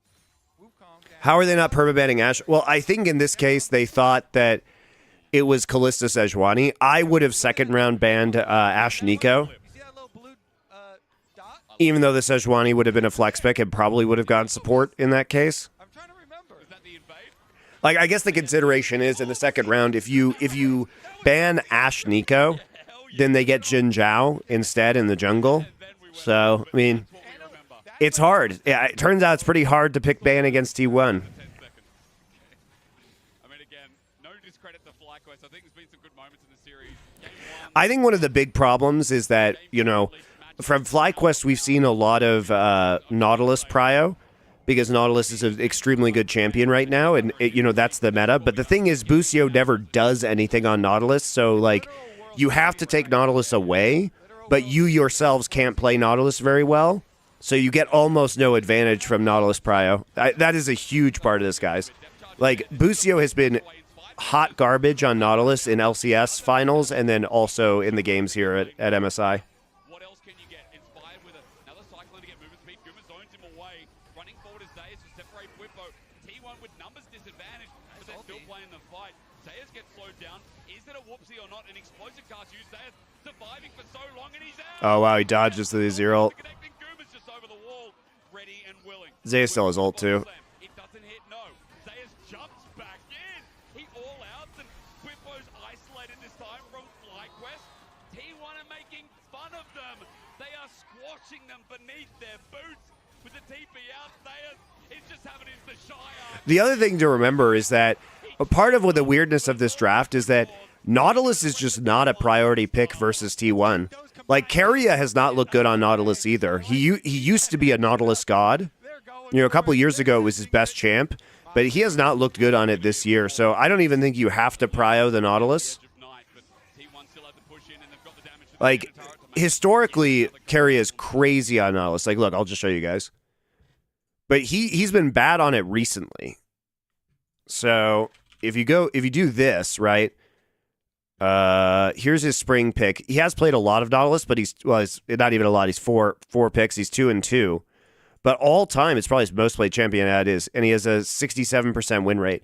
But a lot of these happened like 2 years ago. So here's last year. He had 10 picks. He was 3-7 on not last year. It was really 2022 that it was a huge pick for him.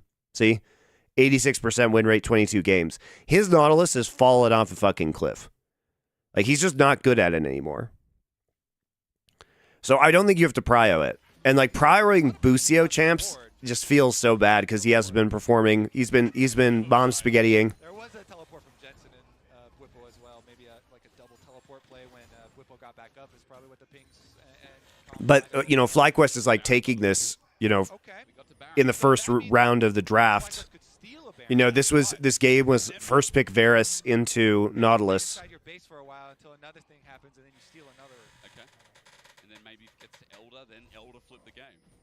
Yeah, I like what you're cooking up here, buddy. And then because you picked the Nautilus and you gave up the Ashe, then you have to lane swap into the double because of the double hail of blades, and then you get yourself into, you know, the it's not exactly level 1 shenanigans, but like level 2 jungle shenanigans in the top side on your strong side invade, because T1 adapts so well, and if they don't have the Ashe, they can't really make that play. Because the Ashe was the one that was bullying out the Azir in the mid lane, and also provides insane value in like level 1 or like early game skirmishes. So, you know, if you don't take the Nautilus, maybe you don't have to lane swap, and if you ban the Ashe, anyway, I think this. T1 played it extremely well. Like, I don't fault FlyQuest that much because this was very creative by T1, but in my book, you just don't give T1 Ashe. Well, we got to make the miracle play on this top side in the meanwhile. Onto Faker, maybe? Yeah, if they had actually got it knocked back towards the ward, maybe then Jensen teleports in, because Faker doesn't have flash, so that was probably the call for that play there, is if he actually got the knockback direction, then they would go for the teleport, but doesn't quite get it there. Faker just pushed out.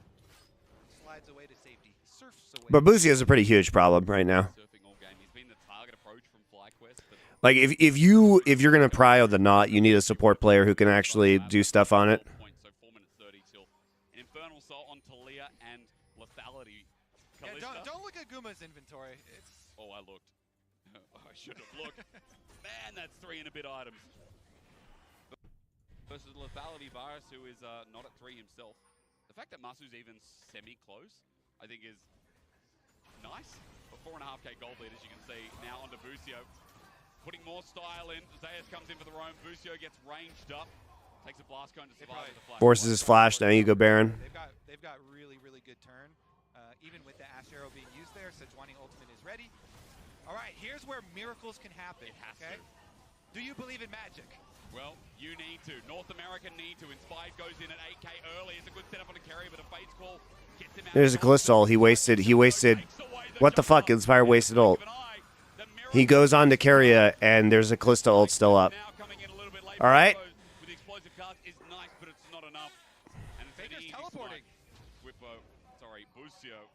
You're next up, hey. All right, Faker's just committing suicide. Faker doing a little bit of running. Or is he? Says otherwise. They run back in, he flashes back to the safety of Gumayushi.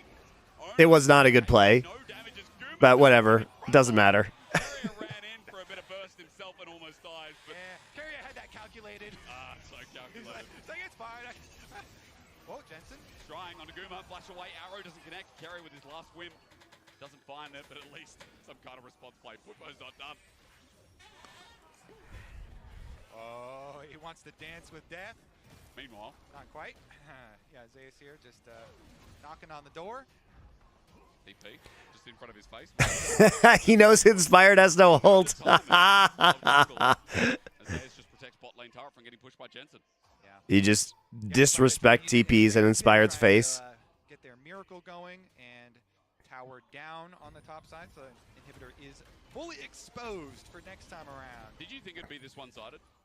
Like, I did think it was going to be one-sided, but I mean, game number one. Even if you thought it was going to be a 2, I think game number one was surprisingly quick. oh yeah. You could just hear the disappointment in Kobe's voice. Still 13k gold ahead. Like, this is a statement you expect from LCK, from world champions, when they're running in a play-in stage versus second seed of the LCS. Yeah, when are those world champ skins coming out? Well, Pretty soon, right? Maybe. maybe during the tournament. As T1 make it through, because remember, with this win that is slowly encroaching FlyQuest base, they qualify for the main stage. They're done. They don't have to go through play-ins anymore. FlyQuest will get another chance against the winner of Estral and PSG. Maybe a rematch in the cards of FlyQuest. I mean, nobody forced Kobe to cast a decade of LCS guys. He could have gone to LCK or whatever. You know what I mean? He did this to himself. You don't have to pity him. Now gone. Inspired here. He up chose on this the life. knee. Faker again. Cyclone comes through. It's the last chance. Jensen gets a shove back on the Nemesis here in the mid lane. Faker's still going to dive at Guma. Cleans it up for a trade. Inspires to get on out of there as well.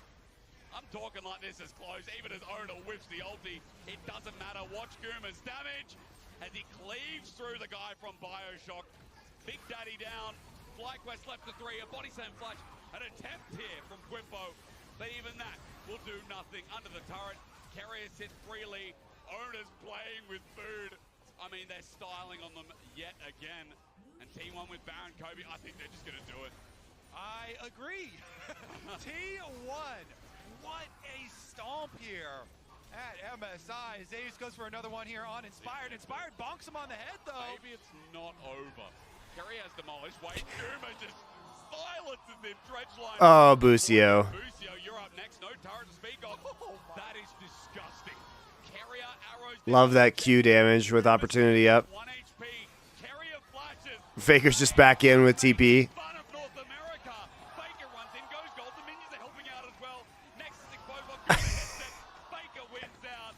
These guys go to the main stage, and this 14-0-6 Callista. Holy guacamole. I should say, what this team's capable of.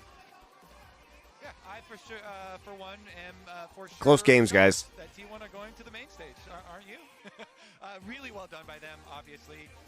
T1 here Close games. out, not messing around. Absolute stomp by them.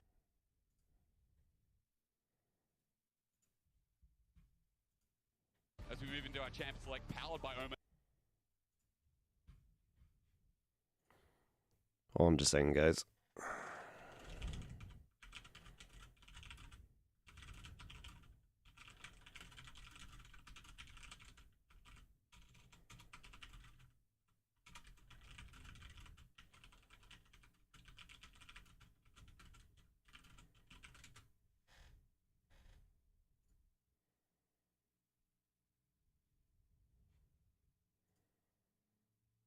All right, I'm going to get some more coffee. Be back.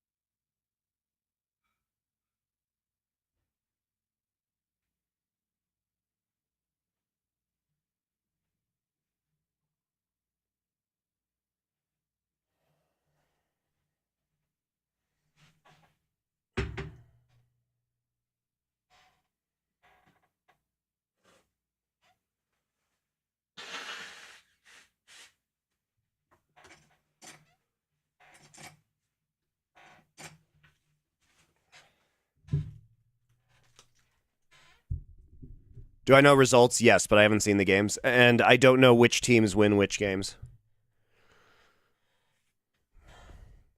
So kind of is the answer. It's about analysis, guys. It's not about being surprised. It's not about being spoiler-free.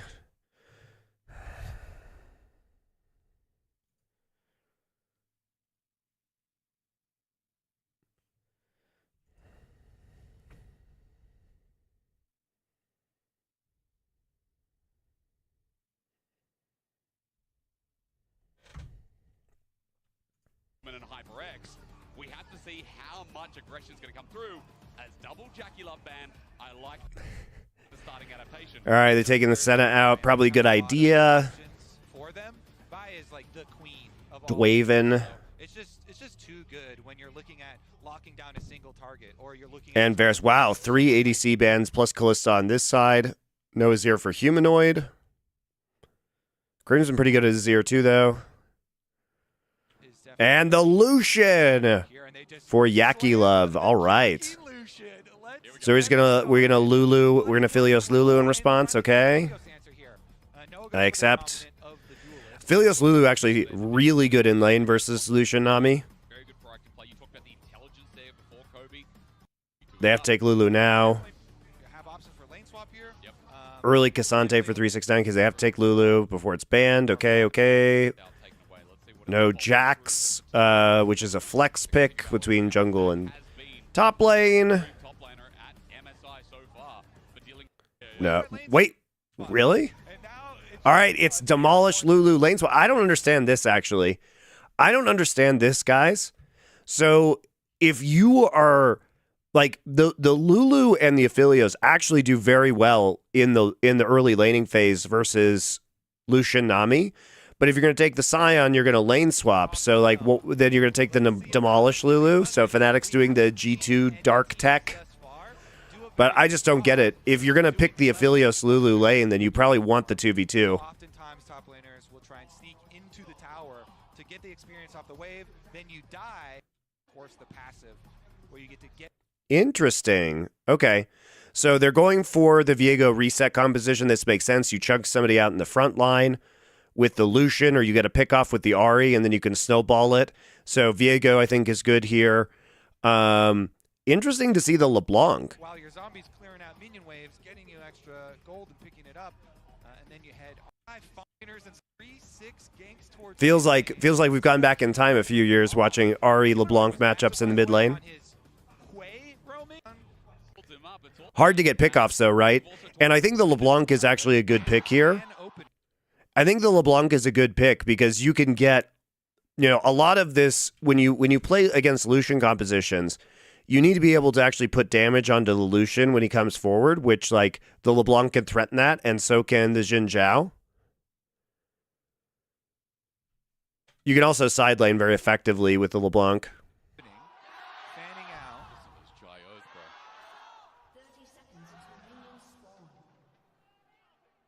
No surprise here in Chengdu.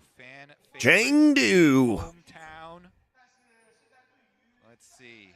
TES. Are they going to go for any sort of deep information? So they are going to go for the 2v2. Pretty shallow. Maybe they were anticipating that the Lucian Nami. I think actually here's my new theory. I think they were anticipating that when they saw Lucian Nami versus Aphelios Lulu, I think that Fnatic thought that top would lane swap, which is why they picked Scion. Right? I think that they were anticipating lane swap because a lot of times, like, you want to lane swap Lucian Nami until they hit level 3, and then they become very powerful. But the early levels are a bit rough versus Aphelios Lulu. Their bottom lane up, there's nothing they really have to get around right now. They're going to go for a delayed invade. They've got Sweeper ready on Jhin. So Americans can't even pronounce Los Angeles. Yes, we can. That's our fucking city. We'll pronounce it any way we want. However, it is Chengdu. All right, so it is going to be Scion cheese strat. That was another possibility, I guess. So remember that the Aphelios Lulu has a pretty strong like first couple levels versus Lucian Nami, and so you might be able to set up for an early dive here. They're trying to Scion cheese, or as Double Lift would call it, a lane swap. I wouldn't call it a lane swap, but some people do.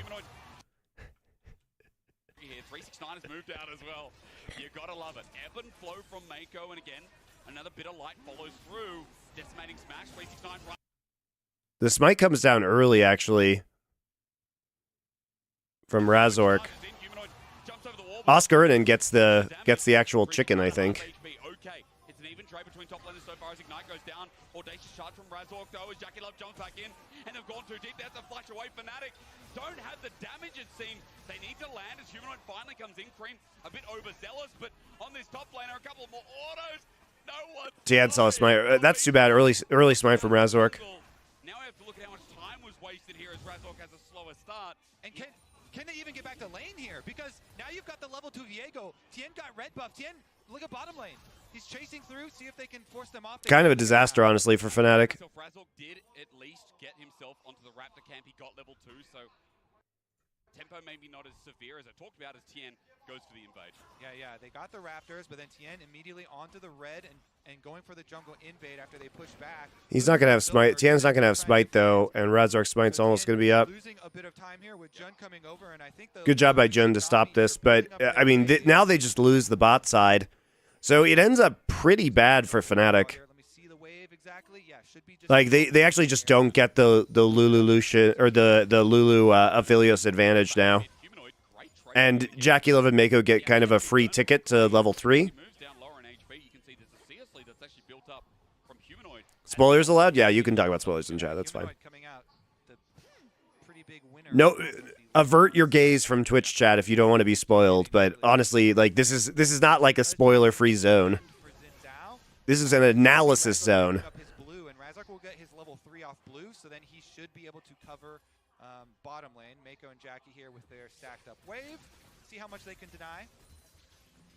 Jackie Love on this solution already.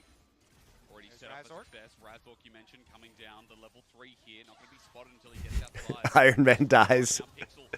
Snape kills Dumbledore. Nearby as well. Okay. As you said, the flash is available for Mako and Jackie Love though, and so for Razork, yes, the time is to get a summoner. They jump on in, they kite back. Razork jumps in on Illusion Nami though, still with a knockup. It's not enough. Razork has to flash himself. 2v3, easy as that. And that's how you do it in the East. Kite back, Razork. Pixel says hello. No flash jungler nearby as well. Okay. As you said, the flash is available for Mako and Jackie Love though, and so for Razork, yes, the time is to get a summoner. They jump on in, they kite back. Razork jumps in on Illusion Nami though, still with a knockup. It's Ooh. not enough. Razork has to flash himself. 2v3, easy for Razork, yes, the time is to get a summoner. They jump on in, they kite back. They ignite him immediately. That's pretty good. Nami though, still with a knockup. It's not enough. Razork has to flash himself. 2v3, easy as that. And that's how you do it in the East. Okay, no flash for Jun or Razork now. And Mako's swimming around, see if he can get a cheeky exit kill here. As he knew that Razork was going to try and go immediately to Scuttle Crab and heal off that one and grab that one, but isn't able to grab this sneaky little kill, while Tien is going to punish for showing bottom side there for Razork, and Razork not having flash, not going to have his red quadrant of the jungle either, but Jun is going to help him secure the extra life off of that Scuttle Crab and help him go counter as well. Something we saw in the LEC, especially when Jun was on engage picks. This early roaming syncing up with Razork, I think, was quite nice.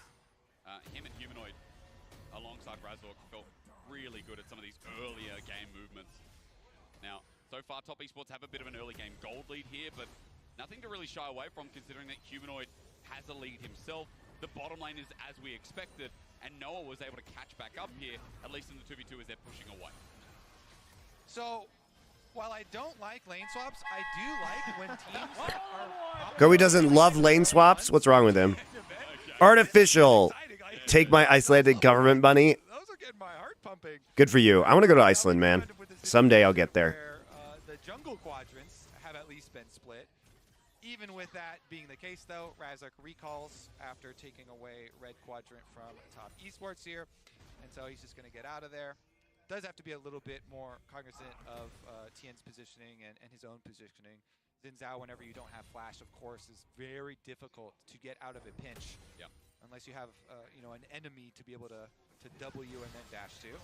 Especially when Viego can close the gap as well in that crescent guard. Tien just spotted out, speaking of, as he crosses through mid.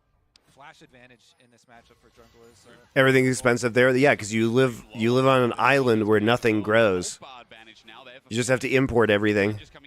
I have a lot of friends who have lived in Iceland. One of my friends has a PhD in Viking archaeology, and he got his master's in Iceland and learned how to speak Icelandic.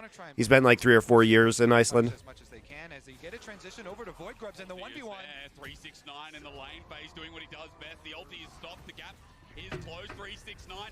Today, what's he rolling for Oscar Innen? About to find out. The flip back. The flash away. Still with the range. 369 holds it. Razork. Oh no, 369. Oscar barely lives. Razork is there to bail him out. Some fancy footwork there from Oscar, though. Humanoid gets first blood. That's huge. That's great. Wait, Lazy recall? He's going to see Tien, right? I think he is. Meanwhile, on the 2v2 on the bottom side, let's pause because Noah's in trouble himself. Jackie Love and Mako do it best as Noah flashes and... I don't know if Noah had to flash for that. He's going to see Tien, right? I think he is. Meanwhile, on the 2v2 on the bottom side, let's pause because Noah's in trouble himself. Jackie Love and Mako do it best as Noah... Maybe he did. I mean, Jackie saw it flash, so I guess he kind of did have to flash. With his ignite down, but Jackie Love... Jeff P2662. Thank you for your tier 1 sub. Yeah, he did have it. Jackie would have flashed that. Oh, hysterics. It's a team game. 1v1 is something, but here we go. Tower dive. It's happening. Uh-oh, the poly with the purple gun. That's a yikes, dude. It's okay, though, because you actually denied the wave. It's not that bad. They can be so explosive, but sometimes it goes so wrong. Bloody stuff. I love it. What a game. Already delivering. And Fnatic with the extra kills. Tien will be able to slip in and get the Void Grubs, at least here for top esports in the aftermath. Wasn't able to chase down Oscarin after, Humanoid got that big roam up. And Yeah, kills into Lulu. That's true, too. Well, never mind. Won't talk about the top. That's like a 2.5 wave denial. Really good job here by Noah with his blue and purple gun combination. Absolutely sick from him. Blah. Under tower, they ensure the kills. Unfortunately for him, after the good route. I mean, this is how LPL teams play, though. Like, they actually don't care about dying on these waves as long as they're denying the ADC advantages. Like, this is a pretty classic way that the LPL plays, is that they will take those trades. And, because you're also resetting, you can continuously apply pressure, and now Tien can come to bot side. So it's like, I don't think they care about dying there because they got the kill onto JackieLove, and the Lulu got 2 kills, and the ADC lost the wave. And you've got double the CS. I mean, look at JackieLove. They denied so much into turret. So top esports, even though they're dying, is actually creating favorable bot lane states. For Mako and JackieLove, and with Tien hovering around with his level lead, you really got to respect it more and more. Yeah, we have 6 for JackieLove now. He can just cull if he wants. You can poke him out. Trying to scrape them together here, though. Is doing a decent job scraping some of these minions, even under a lot of harassment from Mako and JackieLove. But still, they do retain their advantage down there, and Tien's going to get back to his own side. Now with culling available, we have to see what happens in the next pursuit of this wave, because Mako and JackieLove, everything's up and available. It's kind of sloppy that now he took aggro before poly. Well, I mean, the Lulu's not going to poly you until you take aggro. Right. You can walk up like that, but, the poly doesn't have to be used until you start actually dealing damage to them. So I don't know if there's a different way to play that, really. Humanoid's the difference maker. The end gets past, he flashes away, so no heal up for no on the bottom side. And tempo heaven for top esports is what they're trying to pursue as Humanoid walks down. Dude, where the fuck is Cream? Down there. Cream TP's into the mid wave. They don't respect this roam, like, at all from Humanoid. Has his ulti this time, he gets out of range and survives the second time. Ulti dodged away, so no heal up for no on the bottom side. And tempo heaven for top esports is what they're trying to Jackie has no mana, too. Humanoid's the difference maker. The end gets past, he flashes away. It's matched by Humanoid. Double chain comes out. 2 chain sets up. Mako's not 6 either. Humanoid's the difference maker. The end gets past, he flashes away. Dude, I love JackieLove. He's just like, okay, you knocked me next to Noah. Goodbye. He gets a trade, but now he's isolated. Wind becomes lightning, and man, the mid jungle of Fnatic are just doing it better right now. LeBlanc is so back. Hysterics. Oh, yeah. LeBlanc is so back. Merrick Brazda. Can he fish around? Well, no, went up for no reason. Yeah, he does, for sure.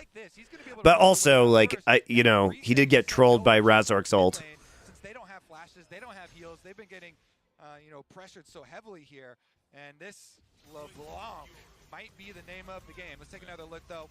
Culling used under tower here by Jackie. Keep up the harassment. As you know, Tien came around. They were just trying to keep up all that pressure. But the LeBlanc difference here. They didn't respect this LeBlanc at all. Cream wasn't there.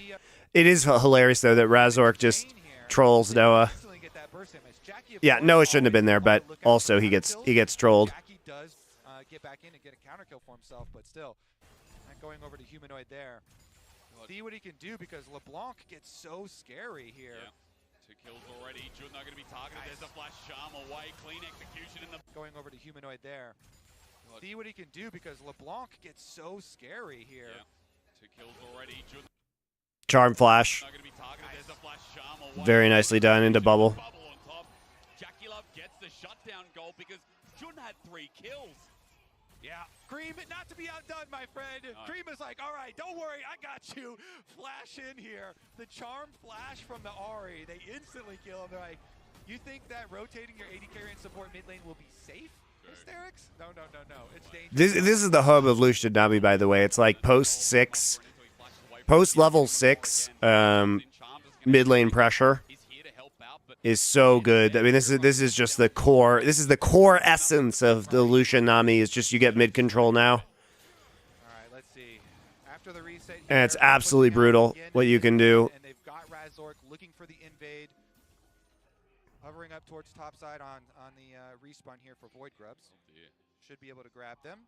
Mako's coming back from his vision duties on bottom side, though, and they do have Scuttle Crab, so... Yeah, they should fight this. I think top should fight this. Steal away one as top.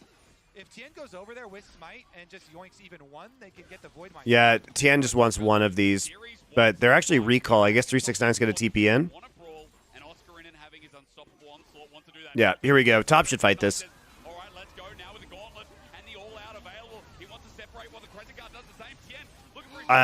Except they double TP'd in. They double TP'd in, and Ari's not there. Cream is behind the play a lot of the time this game.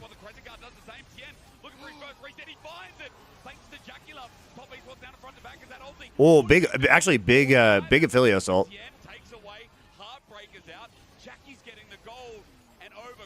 All right, they got the grub. Not bad. I mean, I'm concerned because like Cream's behind the play a lot of the time. Nicely done. They get their Void Grub. They got the extra kills here. Let's see. Jackie Love is starting to get very, very scary. This Lucian. Lucian is starting to collect. All right, let's take another look at it. Sion goes straight for the Viego there, and they actually chain CC Tien pretty well, but not quite enough. You can't burst them down. They eventually get the kill for the side of top esports. And then You going back to Korea anytime? Yeah, I'll be going back after MSI. More hope there too when they saw the big Infernum ultimate from Noah, but again, not big enough. And top esports, they grabbed the objective they came for. They got the one Void Grub. Now you only need 4, by the way, to spawn a Void Mite, and so they will have that extra pushing power. Yep. Jackie Love, Jackie. This is prime time for Lucian Nami as well. And having mid lane control as well, with plates still up and available. Jackie Love abusing the system. He's got 3 plates through mid. I think with Yeah, now you can transition into Drake here. Down. Humanoid trying to help with that slowing. But this is why, you know, LPL, LCK, Lucian Namis are so feared, because when they start speeding up, it's really hard to slow them down unless your counterpunch is that big. Yeah, once you hit that single item even, the burst damage is like that. Yuck. Yeah, and that's with The LeBlanc is pretty huge in the side lane, though. That's the thing, is that the split push from the LeBlanc is going to be big. Humanoid has 7 stacks on Dark Seal. He already has Ludens. Very good about the game state right now. 4 Void Grubs. They got that extra dragon. Nice charm. Really good charm. I think Humanoid kills. Maybe he still does. Charms out. Spirit Rush there. Razork in to save the day again. Spirit Rush is about to time out, though, as Humanoid jumps on in. It's a flash. I mean, the thing about Cream is this is his first international tournament, which is why, you know, a lot of people, you know, Dom and I have talked about this. You know, I talked about this on Some of the Insight, but it's like, I think it's tough to expect a lot from Cream, because even though Top Esports is a very good team, you never know how a new player is going to respond to a first international. And so, you know, Top probably was never going to be first place contenders, especially because he has to go through fucking Knight, Chovy, and Faker. You know, like Giga veterans. So he's good, and I think like give him a year or two, he's going to be insane. But you know, it's probably just this tournament is not going to be Top Esports to win. And the Imperial Mandate has already been done for a while here on Mako. Now is the point where you get to see those very fun from the Lucian side, dash in, huge burst damage, and culling moves. Sure, but Humanoid shouldn't stun him. Actually, I mean, Humanoid historically has been very good at international events, guys. Even back to the Splice days. Humanoid is a guy who has often had very good international performances. You know, put the pressure on Jackie, which it's very difficult, because you need, like, you know, Lulu Polymorph or something on him, then maybe they'll be able to pull it off. But side lane, Humanoid, great damage, even under 369. He's only got the Iceborne, but it's enough damage from Razork as TP to help save 369's life. Sigil comes through, but it's a double TP. In fact, coming one from Fnatic. Cream to save the day for now. they're like, if we don't Available, they turn for Razork with the ult from off. TP to help save 369's life. Sigil comes through, but it's a double TP. In fact, coming one from Fnatic. Cream to save the day for now. His Spirit Rush is available. They turn. Humanoid's Fnatic's TP plays have been good. 369 trying to buy time, but Humanoid is unstoppable at the moment. Top esports are always trading, but Humanoid is trying to get them through this mid game as best as possible. Yeah, Fnatic, they're doing a good job forcing on the side lanes. They're trying to ignore the Jackie problem right now. They're like, if we don't go mid, then it won't be an issue. Oh, super nice flash follow on the route. right now is keeping it real. Oh, the side lanes. Fnatic are like, fine. I like how in this game Jackie Love's up 3,200 gold, Humanoid's up 2,300, and it's just become like Jackie Love versus Humanoid. Defense with an offensive one of their own. They got their extra kill. Tien was trying to make an answer on top side. Humanoid has TP. They could make a cross map here. Chase them off. Honestly, if you can ever let secondary side turrets die to minions as well, if they're very low, it's actually quite good for you because then you deny the majority of the gold. The local gold is actually the really big part of side lane turrets. Then you only get that very small team gold spread. But that one on top side is very low and will be there for the taking for top esports. Now, I didn't get to see the MasterCard lane economy snapshot, but I'm assuming it went something like this. Jackie Love versus Humanoid, right? Because this game, as we move into the mid-game past the laning phase, that's what it feels like here with only a 1k gold lead for top esports. And it's not just gold. If I had the Telestrator ability right now, I'd be circling the 10-stack Dark Seal for Humanoid. Honestly, I want to see him upgrade that to a Medjai's. I say, just go for it. Got Horizon focused now. I agree with Kobe. He should upgrade to Medjai's. He is the win condition, so, he has to hard carry, basically. Power spike. He's got the 10 stacks Dark Seal. See if he can get that key kill. Cream, again, does not have his flash. Alright, he's just going to walk up and take it, isn't he? Wait, 1, he's 2, 3, Cream! Spirit Rush away! Alright, okay, he can go. He's out. It's out. He's so far behind, though, Cream. But yeah, like that, the local gold is so much of it here that he really invests a lot to go for it. The two forces are about to meet. It's Humanoid versus Jackie Love. There's the damage from Jackie. Humanoid's rotation is everything, remember. He's got Mimic up and available, but no flash if he has to get out of dodge. Jackie Love has both summons available, plus the Ignite with his ulti up too, as Dragon is 45 seconds away, and there's only been one picked up by top esports, so looks like the stacking is starting to begin now here in the mid-game. Oscar does not have his teleport, but he does have his Scion ultimate. Honestly, though, if you're looking at AD carry items, if you're a top esports fan, you should definitely zoom in. If you're a Fnatic fan, maybe like cut off the bottom of the screen. Oh, the engage, there we go, but Humanoid gets bubbled! The culling, the wild growth gets him out if only just. Definitely zoom in. If you're a Fnatic fan, maybe like cut off the bottom of the screen. So this is what I was talking about. He's trying to punish Jackie Love for dashing forward, but Mako actually just outplays him with the bubble. Humanoid gets bubbled! The culling, the wild growth gets him out. Bottom of the screen. Like, because he double dashes in, and it's just read super well by Mako.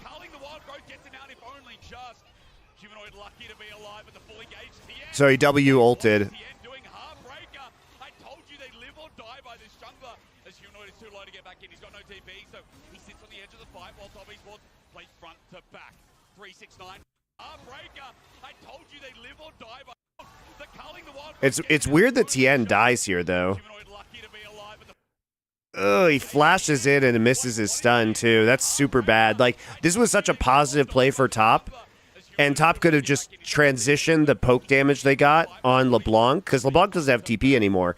That is basically a free Drake. That's a misplay by top esports. They tried to overplay their hand. Missing that stun was really huge from Tien. From Razork there, uses his Zin's out ultimate, goes for the split. Good, really good reaction by Razork to ult there to isolate him and kill him. All right, top as it calms down. Dragon available, Fnatic forcing their way into the river. They actually lose Drake as a result of that play. Strong arm it. They force their way in. They're going to burn it down. Tien's not here. He doesn't have flash. There's no way Cream would steal it with like a Q or anything. So Fnatic are able to force their way in and grab the objective. With no contest, the Dragon stacking stops. One thing good for Fnatic, but that mid lane play, it turns into 3k gold in the end. Yep. Not overall, but now that's the lead as we look here again as those two behemoths challenge each other. Yeah, this is what we came for. This is what we want to see. Jackie versus Humanoid straight up, and Mako is the star. Mako with the bubble denial into the... Noah sidestepping that is so huge. Because he gets rooted by Purple Gun, and then he just gets isolated by Xin Zhao ult. Tien, like you're saying, like if... Good reaction by Noah and Razork, though. He looks like a god. He didn't hit it, so he doesn't look very good. Yeah, good movement from Noah. Yep. And Did LCK or LPL play Sejuani during split? Yes. But not really T1. I mean, T1 played it support, and then they played it a couple times in jungle. Gen G played it. Canyon played it a lot in jungle. It's definitely more. Sejuani was definitely more of a Peanut Canyon pick. That's a slight issue. Mid, though, So lots of Sejuani. Yeah, more in LCK than in LPL. I mean, I'm going to talk about Humanoid because I know we've been But T1 plays support Sejuani. 2.1k gold ahead. Vobicon, thank you for your tier 1 sub. For the content, thank you. I will take your Bezos bucks too, guys. I also have memberships open on YouTube if you decide to do that over there. And that's what made this so exciting coming in. We knew that this is going to be a tight matchup because Why would TS get rid of Rookie for Cream? Probably money. Rookie is probably, if not, he's among, if not the very top player in LPL. I mean, maybe Knight gets paid more, but into a wall, and we just waiting to see which one picks up. So they're both talking into different walls? Maybe it's the same wall. And Okay. then, They're on either side of it? have you seen the dogs that bark at each other through the glass door?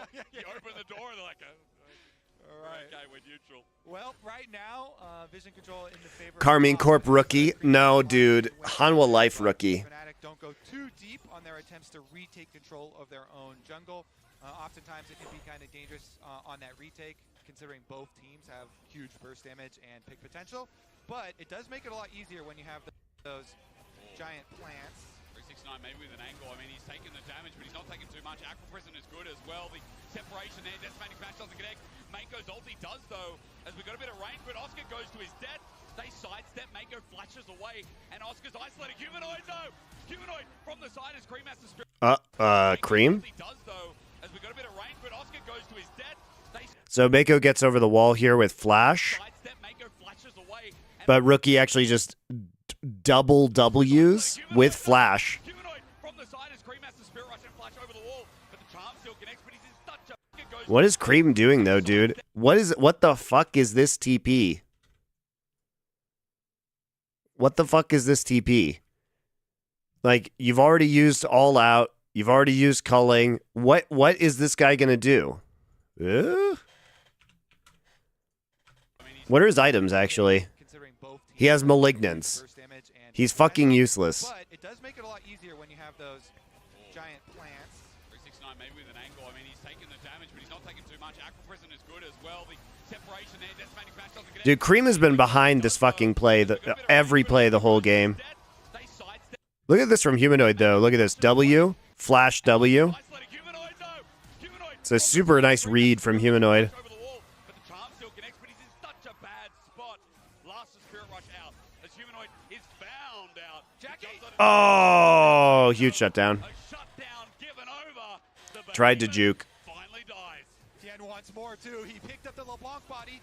Not stopping as well. Heartbreaker in, not taking any damage just yet. No one's scared to step up, and so he should be. Jackie is behind these two boys.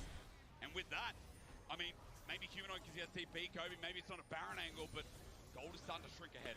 Yeah, so and basically it ends up being an overextension by Humanoid though, is the problem, right? Because Mako's value, you know, as we look at it now, Mako has no flash, Mako has no tidal wave. He's pretty much done with this fight.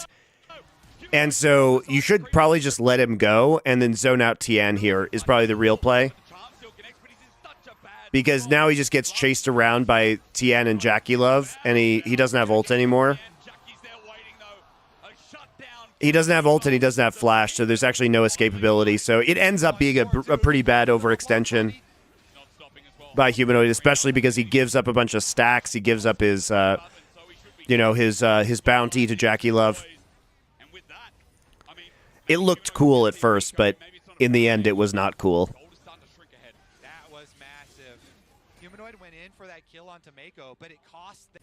I mean, Yeah, he didn't actually take W back after killing Mako either, which is a little bit weird. flash over the wall. But, as we got a bit of range, but Oscar goes to his death. Like, because if we watch here, Flashes away, and Oscar's isolating. sorry, we have to just go back just a little bit. He actually can go back here. I don't know why he doesn't. I wonder what his thought process was. Humanoid from the side as Cream has to Spirit Rush and Did it time out? but the charm still connects, but he's in such a bad spot. Last of Spirit Rush out as Humanoid is found. Maybe he didn't want to do it because he was next to Tien, but yeah, it's an overextension. He should just let Mako go. Mako's not a threat The behemoth at that point in time. dies. Tien wants more too. He picked up the LeBlanc body. Not stopping as well. Heartbreaker in, not taking any damage just yet. No one's scared to step up, and so he should be. Jackie is behind these two boys. And with that, I mean, maybe Humanoid because he has TP, Kobe, maybe it's not a Baron angle, but Gold is starting to shrink ahead. That was massive. Oh, his stacks. Humanoid went in for that kill on Tomeko, but it cost them almost everything. Yep. I mean, that was a big shutdown that went into the hands of Jackie Love, but it also cut down those stacks on the Darksteel in half. So that was a huge investment. Here's another look at it. 369, doing so much work in setting this one up. He knows with his Cassante, he can just ult out to the side here, so he gets right back to the rest of the team. Meanwhile, when Oscar ults, that's a one-way ticket. Yep. And that is not a one-way ticket. Oscar and where just you wanna be. casually So Oscar taking does clips the to the very face. thing, Mako flashing over the wall. He does die to Humanoid, but then Humanoid coming in here takes a couple of shots from the Baron, and Yeah, he was afraid of TN. He had a chance to W back. yeah, your mouth is open. That sidestep was slick. It was pretty clean.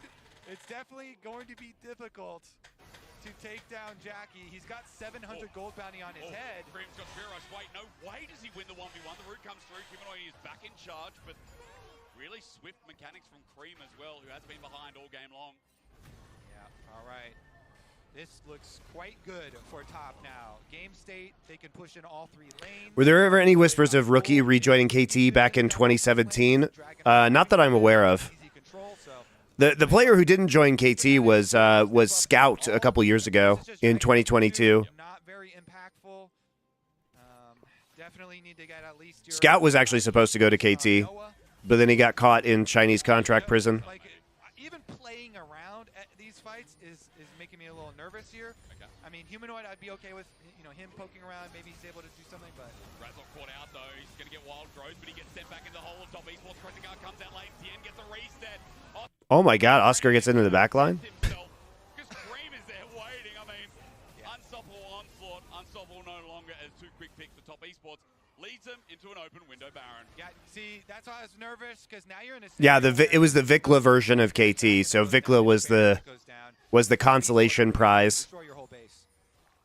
The team That didn't turn out well. return to the inside. Well, kind of did, I guess. I mean, he was good that year. When their life is on the line, or rather their qualification, they're stepping up huge. Fnatic now going to at least deny the Dragon. Yeah. I think maybe the idea from Fnatic was like, hey, maybe we can have our numbers advantage right now, because I believe they The thing is for Fnatic is like you just can't play these team fights. Like you have to use your split push advantage right now with Humanoid. get something lucky. You have to use your like if I look at this game and I think about the way that Fnatic's been playing versus top esports, Fnatic has been better at using TPs this game, and they were winning when they could apply pressure in the split. Right? Like trying to take these fights in these narrow corridors versus this giga-fed Lucian is such a mistake, and what a terrible ult by Oscar and With them frontlining, but absolutely annihilated here. What would you say is Dom1's problem right now? Shot calling? Top esports, the return of 369 with Yeah, they're terrible at shot calling, right? Away from JDG was such a big pickup. JDG They need to replace Kellen with somebody who talks. with Flandre top and Sheer on the wayside, but 369 carries team fights, carries laning phase. This guy is the best top laner, I'm telling you right now, we're sending from LPL.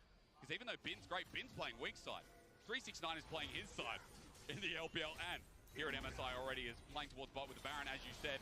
It's going from bad to worse for Fnatic as they struggle to deal with the push come through. Demolishes their Humanoid, gets sliced by Jackie Love's piercing light. Yeah, Fnatic just, like, unless you polymorph, like, What's your you don't opinion have if point and DK click. gets June? It's like I so don't hard. know The solution is how much of a shot caller June is. I think June has had an insane glow up, especially in LEC playoffs. I thought he was so good. But I don't know if he moves his mouth. And having Mako here with him, and He finally has a support. he's not afraid. This is what people forget. Jackie Love finally has a support, man. Yu Yan Jar, Dwar, the years of sitting down in the bottom side and just waiting for magic to happen of his own accord. Mark runs into that list as well. Top esports, they run through with the culling. The damage is insane. Unstoppable onslaught comes through as Jackie Love gets targeted. He flashes actually a mega play here. Fnatic might have a chance, but Jackie Love kiting back needs to die. You need to kill Jackie Love. But they can't Dude, do it. this fucking Lucian is just unkillable. Tien cleans up, gets a reset at 369. Is where he shouldn't be, but he doesn't mind that. Jackie Love unstoppable, of course. Humanoid with the saving grace. But Jackie is taking no prisoners. Tian is taking no disrespect. And top esports. Honestly, if Humanoid like doesn't int at that fight and they just try and play side lanes, I think Fnatic maybe wins this. Esports. They're going to finish up these inhibs for sure. Baron buff allows an easy finish. There are 7 seconds on Razork and 7 on Jun.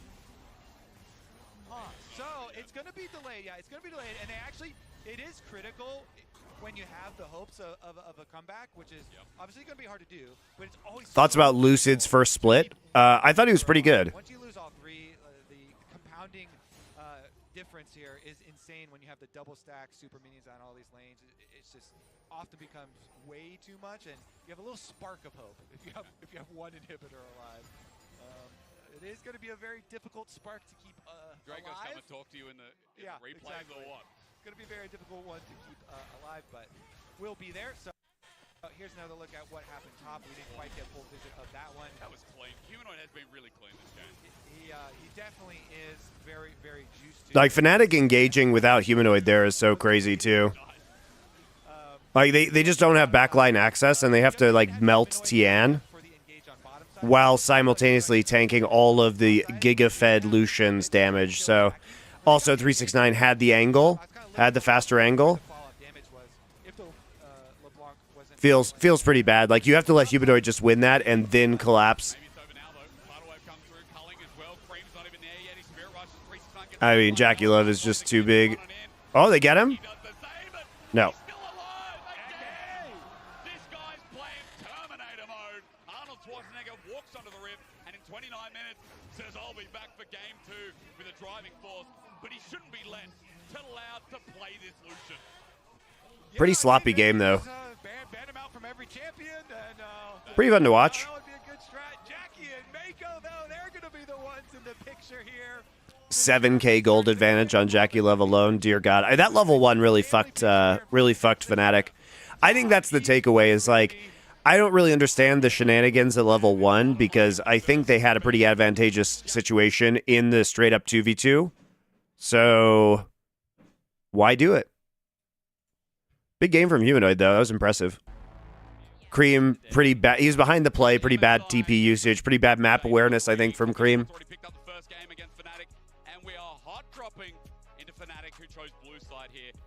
Joy Hustler, thank you for your resubscription at tier 1. 12 months. Congrats on a year. Thank you very much. From Fnatic, hard targeting Jackie Love here on blue side, because on blue side you get all these target bans, throw them down, and then you know that as long as you ban out his Draven and his Senna, then you can slam the Callista yourself. Wow, they're even. Okay. It's not what I meant to do. Okay. So, Azir ban, that's like the Humanoid signature champ. Razork and LEC teams in general have been like really prioing the Volibear. So, I guess that makes a little bit of sense. Callista's still going to be up here. What have we got? So, we're just banning all the Yaki Love champs. And we're going to... What do we have still up? We have Not still up, right? Probably going to be a priority. Nautilus going to be pretty good here. Pretty good for either team. So, wouldn't be surprised to see that come up. They're going to take Renata. Okay. So they see the Xin Zhao. They realize it's going to be a more aggressive all-in composition, so you could have some counter-engage. 369 has been so good on Rumble this year. Like, incredibly clutch. Ban Talia, ban Zac. And we're going to take away Renekton for 369 and Galio mid lane. Okay, so Galio got buffs. I've seen Chovy play it in solo queue. I have no idea if Cream is playing it or not. Solo queue accounts has been played by top laners, support players, and mid lane players after the changes. Changes were really interesting and very helpful to Galio, adding the health scaling to his W. But we're just going to blind the Cassante. Oh, it's actually support Rumble. Okay, all right. So this comes from FPX, guys. This is the life pick. We also saw Keria do it already. But this has been the trend sweeping the LPL and now into the LCK, thanks to Miss Your Life. But keep that in mind as the tournament does. So really aggressive bottom lane here. very dangerous kill lane, especially with Jin Zhao. You're going to be able to push advantages. They're going to blind LeBlanc. Yeah, good setup for the Viego from Fnatic. Very good burst setup from Callista Rend plus LeBlanc burst with Electrocute. Wow. Wow. No front line, all damage. Okay, I like it. Let's go. Full firepower here if they lock this in. Do it, do it, do it. There's the Camille. We don't get the full combo with the Galileo Camille, but the Camille did also get buffs as well, which is why we're kind of highlighting that combo. The tactical sweep, full range, outside range damage, percent health damage increased, which is going to be really good versus the Cassante matchup. Big burst too with Camille ults, you know, targeting somebody so they can burst and get Viego resets. I'm into it. I'm into it. Top esports R5 is going to end up with Creams, Ari. I guess. All right. Whatever's safe. I mean, Cream has been a good Ahri player. He just didn't look so hot last game. They're actually opting into this matchup again, though. All right, excited for this one. I mean, you have so much damage, so much pick potential. Fnatic's comp really built to play the map, to 1-3-1, to get those picks. Yeah, the 1-3-1 from Fnatic. Well, I mean, the 3, it's not like this is not a 1-3-1 composition, okay? So the thing about 1-3-1, just to talk about, like, yes, you have pressure in the side lanes, but the thing is that your 3 core has to actually be able to siege if you want a 1-3-1. You know what I mean, guys? Like, you have to be able to siege. Callista plus Renata plus Viego is not going to siege, right? This is not siege. You can't do shit with this in the 1-3-1 because you have low range, and so if you try in 1-3-1, probably the correct play is to engage on the 3 because they're gonna have to step so far up to turret that they could get caught out by, you know, a Rumble ultimate or something like that. Jin Zhao can engage really easily on them, so can Cassante. So it's not really that. What this is a pick comp. This is a pick comp. And it's about getting Viego resets, but I think you're much more likely to see Fnatic if they play this well. Sure, you will have side lane pressure, but you're probably going to have deep invades in the jungle and tower dives into the side lanes. You're not going to see this. I don't think you should 3-man siege if you're Fnatic. That's my take.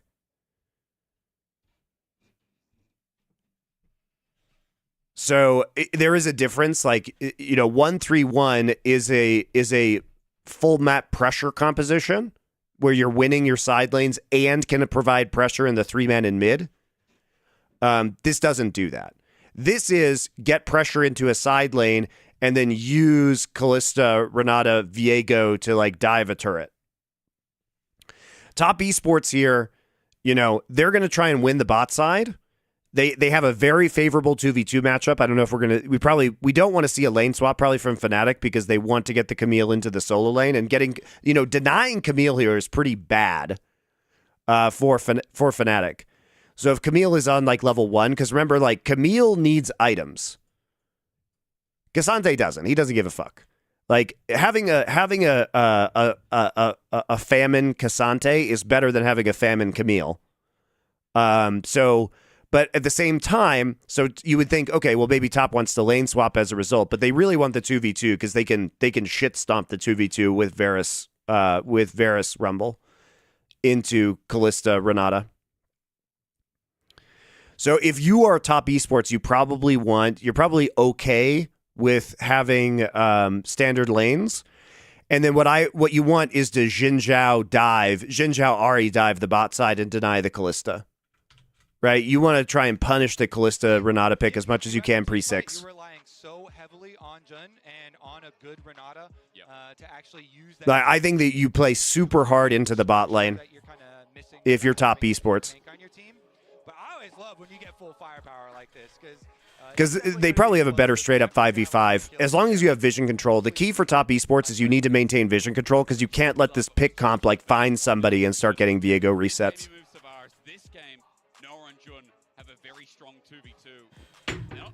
IMO. Scaling with a Belios Lulu. I like the adaptation here, Kobe. that Noah and Jun like, hey, we've been a strong 2v2 in the LEC. We've been strong coming through playoffs as well. Why can't we do that against Jackie Love and Mako? Why can't we throw a spanner into the works and at least test their waters here? It feels like Fnatic are doing that all over the map, but I just love, again, this adaptation. It's actually crazy how much you guys have switched to watching live on YouTube instead of Twitch. I now get like the same numbers on YouTube that I get on Twitch. It's been, the migration has been slowly moving over to YouTube. I think I'll probably have more YouTube viewers than Twitch viewers soon. Of Oscar, can they get some kills? Oftentimes too, when you have a Camille option like this, you're also looking at possible pincer plays towards jungle. Xin Zhao is YouTube better. notoriously True. a very good team fight because of the ultimate. But in skirmishes, definitely has some liabilities if you're looking at solo laners like Camille and LeBlanc with possibilities of picking him off, locking him down. So you have to be very careful with your positioning, especially when you're around the solo lanes at that point. Of course, he does have offensive solo lanes himself. And offensive. Do I interact with both chats? Yes, I do. But I interact with Twitch chat more, especially now that I have the Twitch chat on the prompter. But I do try and... you guys chat less on YouTube, just in general, but I try and get over to YouTube, yes. Thanks. I guess Cadrill gets most credit for that. I feel like people in the 600s would get it because they were the merchants, you know? Like, people that buy and sell probably get full respect. But is Cadrill the merchant to merchant? It could be the merchant. I watch on YouTube. Video quality is better. Yeah, pay for YouTube Premium. If you have YouTube Premium, by the way, I think you get like a free month of membership with me. So, you know, I'm just saying if you wanted to do that, I would appreciate it. Look, taking away Cassante from Oscar Rinnan, I mean, this guy played it consistently over and over. I think it's a really key takeaway that 369 is priority picking this instead of looking for a counter pick himself. He's happy to play a take matchup no matter what into. Okay, so we are going to have standard lanes here. A little bit more volatile, so Kobe, we got fun lanes to watch. Mid, top, like even the 2v2. I really am super excited to watch the top lane, so because we get to see some of this Camille and see those buffs in action. Yeah, I'm very curious about this. This is the first Camille I've seen since the changes. Coming into this series, I'd say most people were looking at top lane as one of the biggest mismatches. But you know what? LPL is like the Camille region. Like, obviously, you know, you have players like You Should Know Me and everything like that. So you have to assume that 369's probably seen a lot of this. Some matches where he was looking quite lost. 369 in his interview, he said after watching Fnatic's game, he hopes that Oscar's not afraid of him. Okay. If you're going to do the Camille pick, I think he's saying he's not afraid. Better. Yeah, Oscar struggled. Winter playoffs beyond.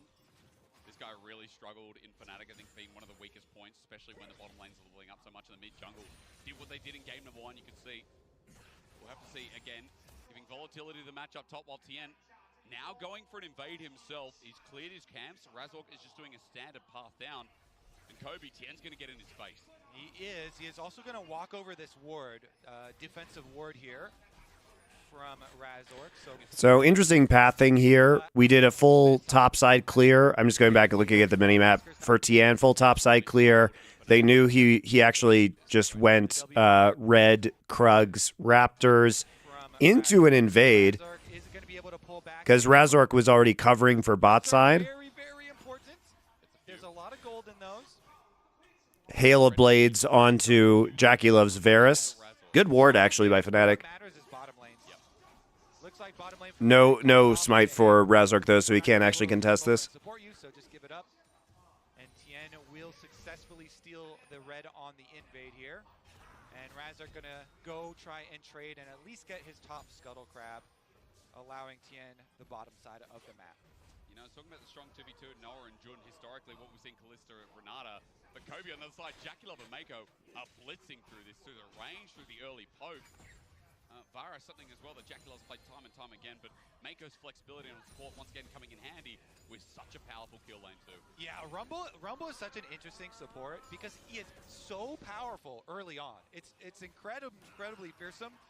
If the supports are good at managing their heat especially, these harpoons... Level 3 is where it gets really scary versus Rumble supports.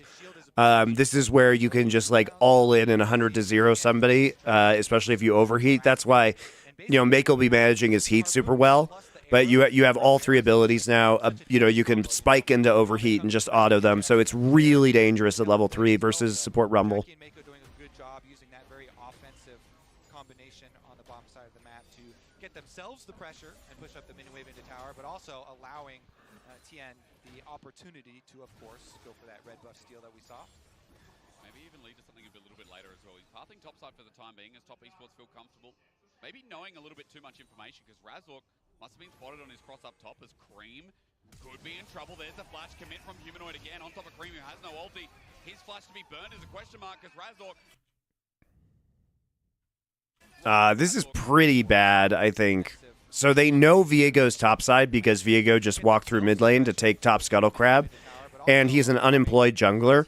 Unemployed junglers are very dangerous, guys, because they just lurk around looking for ganks, and because they know he's unemployed because Tian actually went in and invaded him. And so he literally was actually just going for Gromp respawn, because remember, he started topside, but he's now unemployed, see? There's nothing for him to do. He's unemployed. Maybe knowing a little bit too much information because Razork must have been spotted on his cross up top as Cream could be in trouble. There's the flash commit from Humanoid again on top of Cream who has no ulti. His flash to be burned is a question mark because Razork information because Razork. And so Cream pushing up here is pretty dangerous because Humanoid actually went back. He was low, but now he has full HP. Both of them use TP to come back into lane. Difference is Humanoid actually has boots here. And so he just flashes directly onto Cream. Flash, he tether W's. I mean, Cream's just dead, right? He does get 2 flashes out. He shouldn't have flashed. He should have just taken the death. Nicely done. Those plays are exactly what we were talking about in game number 1 with it. One more. Well, there's the flash commit as well. He's pathing topside for the time being as top esports feel comfortable. Maybe knowing a little bit too much information because Razork must have been spotted on his cross up top. Also, that is such a waste of charm right there. That is a ridiculously bad play by Cream. Like, he knows Razork's topside. It's actually such a bad charm. Oh, bleh! Did I miss you reviewing the FlyQuest T1 Game 1? Yeah, if you go on my YouTube, it's already there. You can just rewind to it. I'm streaming on YouTube as well, so you can just rewind YouTube if you want to watch it now. There'll also be an edited version out later today, guys. I'm editing all of the games from MSI, which also, you know, kind of loses me money, guys, because I have to pay for that. So that's why I appreciate, told you, all your money just goes into stream quality. We're not actually making money here. Get the bailout, but then didn't quite have the timing there because Maker made a smart adaptation, so they desync it. So top actually looks for the chase. Yeah, let's check out what happened bot side. I wasn't paying attention. I was so disgusted by Cream's charm. Nicely done. Those plays are exactly what we were talking about in game number 1. Jun, dude. By the way, Jun's Renata Glask has been so good. Jun makes so many flash handshake plays. By the way, he makes so many of these plays. Jun sees that play, gets him in turret range, gets a million Ren stacks onto Jackie Love. Oh, dude, the bailout. No! Exactly what we were talking about in game number 1 with it. No, the bailout. Oh. That's so sad. Great play by Jun, though. Thank you, Nymira. You're back for your Twitch Prime sub. Appreciate it. Kier Coles, thank you for your Twitch Prime sub. Nymira, what were your thoughts on top esports performance?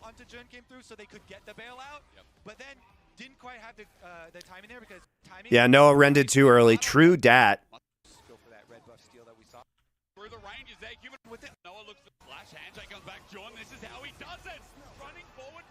They should have coordinated the rend and the bailout. It was so close, though. I mean, do you really fault them for that? It was so close. Cream's having a nightmare. You can see a lot of nerves in their play and body language. Yeah, dude, he's like been behind the play on the map every time. Like, much worse TPs in game number 1. Like, what the fuck was that charm, dude? As an Ahri enthusiast, I'm sure you felt ill watching him like charm when he knew Razork was topside jungle and they had both just TP'd back with full HP. You were hyping him up at the beginning. He was obviously insanely instrumental. Dude, it gets worse. I'm here for your Ahri analysis. You know far more than me. They're like, oh, so close. So close. They do not get the timing there to get the rend after the bailout on and popped. And so the kill credit does go over. The bright side is, with that kill credit, Noah is able to minimize some of that CS advantage that Jackie Love and Mako have found. This Nymeria guy knows a lot about LPL. It would have been great if he was casting these games. I don't know. I mean, maybe just even on the desk. I don't know. Just like any LPL person at all. Just any. Just like, can we get one on the desk? Guess not.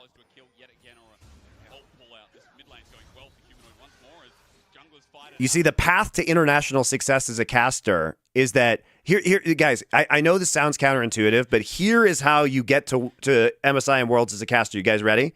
So, if you want to make a deep run at Worlds or MSI, you have to cast the 2 worst regions, okay? And not only that, but you have to cast fewer games. So you cast fewer games of worse teams, and that qualifies you for casting teams you don't normally cast who are better deep runs internationally. I know it's weird, but that's how it works. Sitting there accepting he's going to die. Speaking of advantages, as the charm not going to connect, but nor is Humanoid's chain. That could have been close to a kill yet again, or a ult pull out. This mid lane's going well for Humanoid once more as junglers fight it out over the grubs. What is what we like to see. I don't know what TN's doing. Can we discuss what TN is doing here?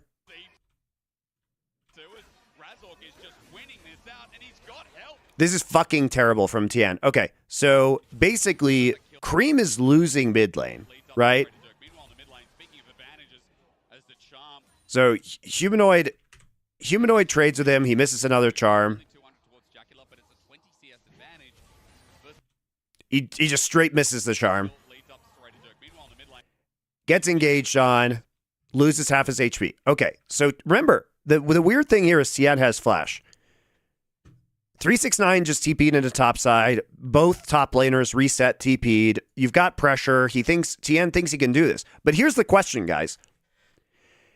As soon as, like, what is going on in top esports comms? Because as soon as this happens, and he's Chunkarino'd, and Humanoid has full HP, and control over the minion wave, you have to assume that he's going to collapse in. So TN cannot walk river. It's okay because he's going to get the grubs, but why not just flash over this wall? Razork doesn't have flash, and he doesn't have ult. Just fucking flash. Like, why are we walking around river giving kills?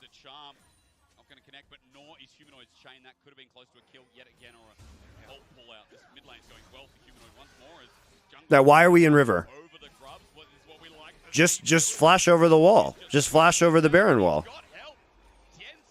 Get objective, leave. Gives another kill over to Humanoid. Yeah, there we go. LeBlanc on the board, ready to go again. They did the pre-level 6 gank to get the first kill. Instrumental, before, of course, Ahri has the ultimate for escape, like we were talking about. And then they get the follow-up bonus one on TN off of Void Grubs. TS do have the 3 Void Grubs again this game, but it's so big to be able to get early kills into Humanoid, as we saw, obviously, in the last game. But, he already has his Dark Seal completed. He's got his Sword Shoes. Oscar's going for the ulti trade. Yeah, it is just trade as you say. But part of that is also on Cream, guys, because if Cream doesn't take the horrible trade there and like miss his charm, then TN maybe doesn't die. Almost there, Oscar Renan. That precision protocol was closed as Razork, a dirty ulti. Finish him.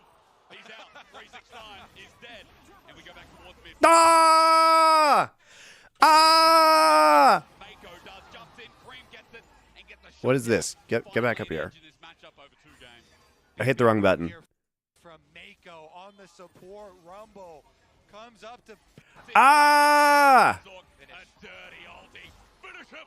He's out. 369 is dead, and we go Ah! towards mid. Ball fighting. Charm doesn't connect, but Mako does. He gets the kill anyway. Finally an edge in this matchup over 2 games. Bye, Nymeria. Thanks for your insight. Mako on the support rumble comes up to bail him out. That is so big for Cream to be able to get that one. Cut down on those Dark Seal stacks.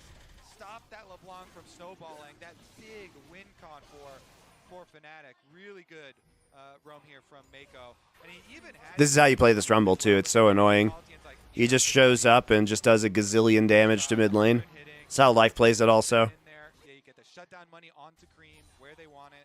You said something early on which really resonated with me. It's about heat management and how well Mako can play this game on the Rumble support. Heat management there was exceptional.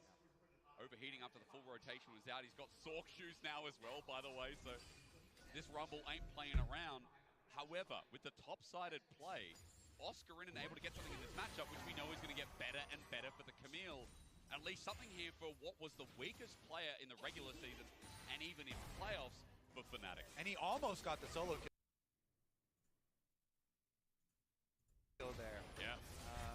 Get a tiny bit more damage on the Q. Little trade. Chains come out.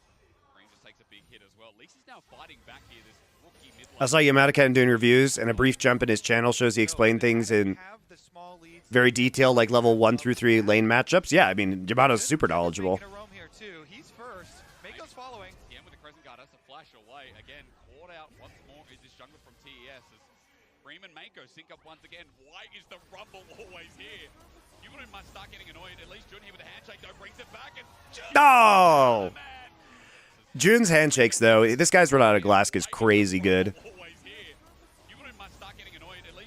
He hits the charm, but he didn't want Jun that close to him to handshake him.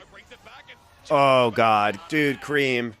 Jun is insane. Exactly right. Jun is insane. Another handshake from him. Speaking of insanity, he flashed for this. Onto Tien, he has no ulti. He follows the blast going. Tien is next up. Oh, God. Exactly right. Jun is here. You must start getting a Tien with the Crescent Guard. So Fnatic have the small leads in their top half of the map. So Tien goes in here. Humanoid sidesteps W, roots him. And Tien has to use Flash and his ultimate to get out of that situation. They continue to push forward. Okay, so you hit the charm, but you can't actually kill him. Remember, Mako doesn't have Equalizer yet. He's not level 6. So Cream just ends up in turret range. And Razork's full HP. Razork has Flash. Razork has ult. Razork has stun. Razork just procs Conqueror and kills him. All right, I mean, he forces Oscarinen's Flash out of that situation by using All Out under the turret. It's a cute play by 369, actually. Oscarinen goes in. Ults him. And then Cassante ults Camille out of Camille ult.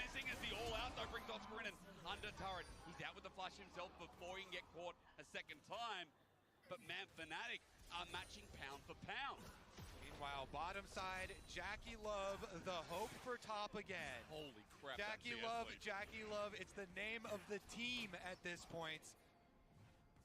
Trying to do his work. He's trying to focus on his lane. Yeah. He's like, all right, not paying attention to anything happening up on that top half. I'm going to keep getting my plates. I'm going to keep getting my money. That CS advantage is massive, of course, down there. Oscar, nice little sidestep here as Razor comes around. Oscar's doing really well. I thought he would be he'd be kind of a liability internationally, but he's been all right. He's been all right.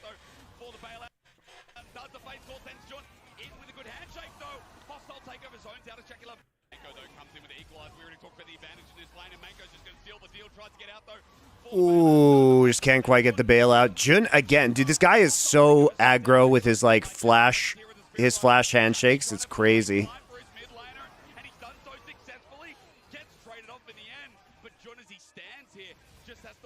This is what I thought we'd be seeing more of, is just like bot lane pressure. Because look how hard they're winning this lane guy, by the way. Jackie Love is 40 CS and 1.1k gold up. This is why it's hard to be in the 1v1 in this lane. Oh, oh no! Mako walked back into aggro. Wait, why did Mako have aggro here? Why did Mako have aggro? Did he have Scorch? Oh, I bet he got scorched, guys. Bet he got scorched. Oh, hoisted by his own petard. Lol. chain out. TN with a crescent guard, but inside the LeBlanc, the damage is already done. Noah tries to follow this out as another TP from Oscar and inflicted in. TN is now dead. What was theory? Still dies. Honestly, like, credit to Fnatic's TPs, too. Like, really good in Game 1 and Game 2, I think. They don't respect Humanoid having TP up and reviving. Yeah, Crescent Guard doesn't do shit because Humanoid's just going to stand inside of it.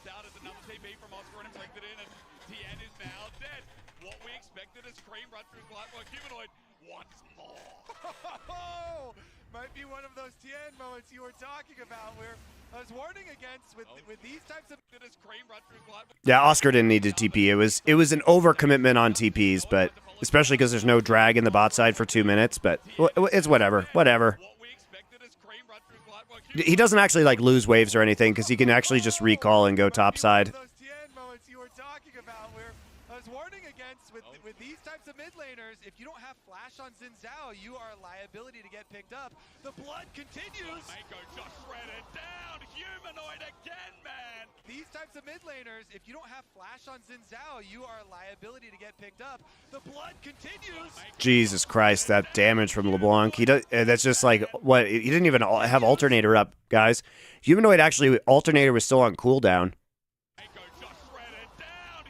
That's nutty.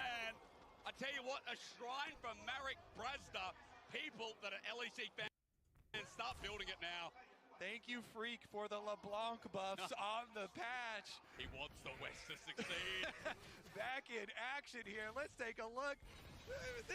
This is the kind of the beginning of the reel. Mako and Jackie Love doing everything they can to carry this game. They're the only. Too bad they missed the Kalista ult too, and the Renata ult. If Fnatic had hit the Kalista ult or the Renata ult, I think like they actually kill 2 people here. This game is kind of mechanically sloppy, I think. Is that bot lane matchup really that bad? Yes, it is. The support rumble with Hail of Blades Varus is fucking giga oppressive. Pre-6.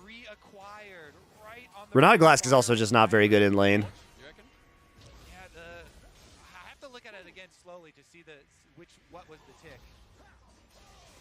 But it must have been. I mean, look, Fnatic early game looking pretty good. Oscar going to get zoned out topside as, again, we just revisit the same amount of speed. But let's take stock. It's a Dragon for top esports in the early game. They're behind 2,000 gold, but 30 seconds until we see what happens through that bottom side. And for Fnatic, it seems like right now they have a lot of setup here with pings getting spammed down and Razok now moving into position. And they want this pace. The Fnatic comp with all of this damage, they want to start cracking these side lanes so they get some more room to play. Thank you, lol you, for your Bezos bucks. It's just all about these picks, you know, the Camille, the LeBlanc, the Viego here.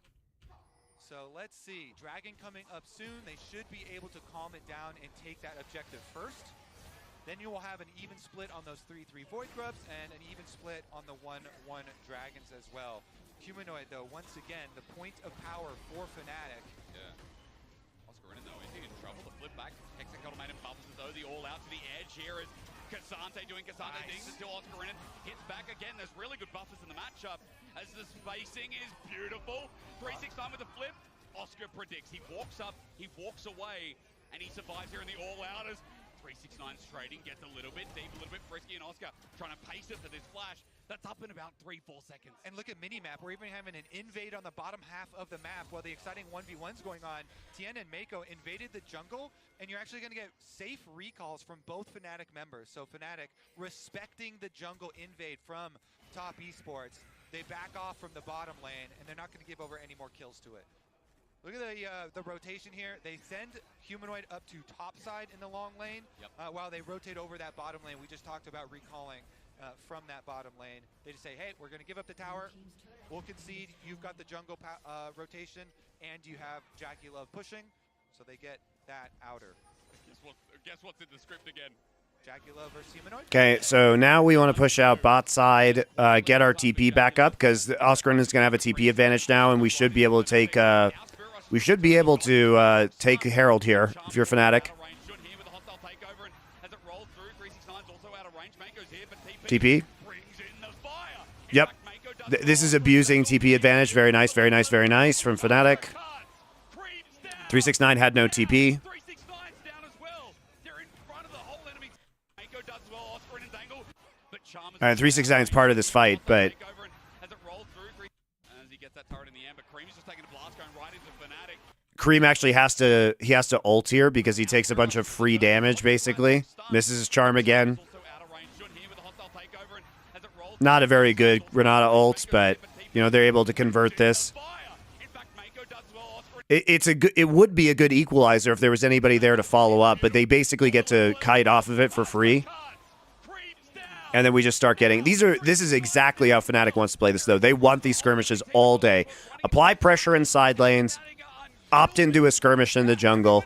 Get Viego resets. This is great from Fnatic. Young top laner, they put the faith in him with the Camille pick, with the buffs on the patch, and he's actually got the biggest lane advantage.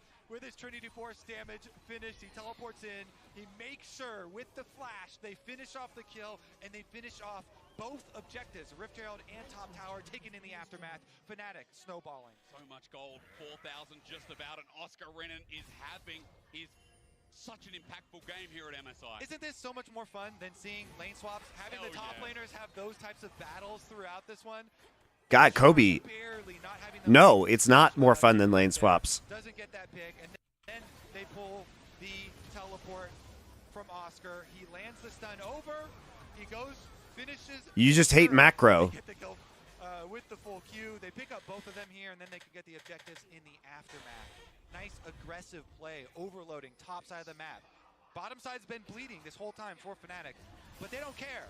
They're top focused. The entire top side of the map. Massive leads. Jun's still doing a lot of work with the skirmishing as well. Don't forget that this Renata, there's a reason we gave it respect. Humanoids ahead. We've got Razork in a position of power on this Viego, which is Tien's pick of choice, by the way. Whenever he can play Viego in a meta, yeah, second most played champion, I believe, of all time. His win rate on Viego is almost 75%. It was like 74 something. It's great. I mean, this is why against these two. Jungle Pool is always going to be interesting as Herald over the wall. Oscar Renan with Trinity Force is going to help this push come through. More standing gold down over to Fnatic. A minute 45 to Dragon as well. And Oscar has very long lanes to play through. This is the map state they're looking for. Leads on their LeBlanc and their Camille. They're split pushers. All outer towers gone. It makes it so dangerous. All these patches of Fog of War. Cream setting up his own, though. Waits for the W timer. There's the ulti. To clear the wave, the chain is down as well. Orbit Deception doesn't connect. The charm doesn't connect. Cream needs to land this. Otherwise, Humanoid just walks away scot-free. Humanoid shrugs him off. Able to finish up his... Doesn't connect. All these patches of Fog of War. Dude, does Cream hit one charm this game? I mean, I guess he hit that one on Jejun, but it actually got him killed. Oh, God. Cream is not this bad on Ahri, I swear, guys. If you watched LPL, you know. Dude, he's mom spaghettiing. The question is, who mom spaghetti's harder? Whose knees are weaker? Whose arms are heavier?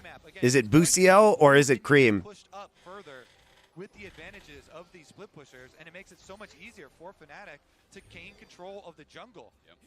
Look at this blue mountain that has occurred. Fnatic do not want to let this one go quietly in 2 games. They want to push yes, Fluffy, it's his first international tournament. It is known. This is why I didn't predict top to win. Finally flying down. Oscar Renan is swinging the legs, just like in Kingsman. You know that. Are you seeing it, Kobe? I haven't actually seen it. Well, that's a shame. Everyone else out there, you know who I'm talking But about. I'm with you. She slices people in half for Samuel Jackson. And I'm telling you right now, Oscar Renan is slicing people in half for Razork and Humanoid, who've already had a great start to the early game as well. Now, let's take stock again as we get towards this Baron side in a minute 50 and Dragon comes up in 15 seconds. Cream's got to be careful. The reason he's not being careful is because he has the rest of his team coming. Another miss charm up top. That is 2 item LeBlanc versus 1 item. Nice force on Make Us Flash. Razork almost finding a pick here on the bottom lane. Everybody, you can tell there's so much damage there. Yep. Hey guys, on Twitch, I am 22 followers away from 73,000. So if you're not following the channel, now'd be a great time. We're so close to 73K. Plus, I'll be here for all of MSI, basically. A much slower moving champion. You don't get to move up and kind of assert your will. Without an enchanter as well. Just unfollowed. Literally, Jackie against Fnatic, and Fnatic right now, Humanoid. Going for a dive equalizer comes down. Humanoid's playing with them as well. You know, Mako's on the damage thread in the rumble. So Literally Jackie against Fnatic, and Fnatic right now, Humanoid. going for a dive equalizer comes down. Humanoid's playing with them though. He jumps in, almost takes it. Goes on the damage thread in the rumble. So Literally Jackie against Fnatic, and Fnatic. I mean, trying to dive this without a minion wave is bold, especially up against the LeBlanc. He flashes it. Oh, man, he barely doesn't get cream, but, well, he gets a shield from Renata.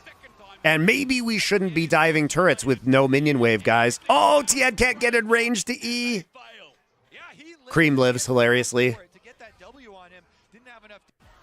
And Fnatic right now, Humanoid. Will.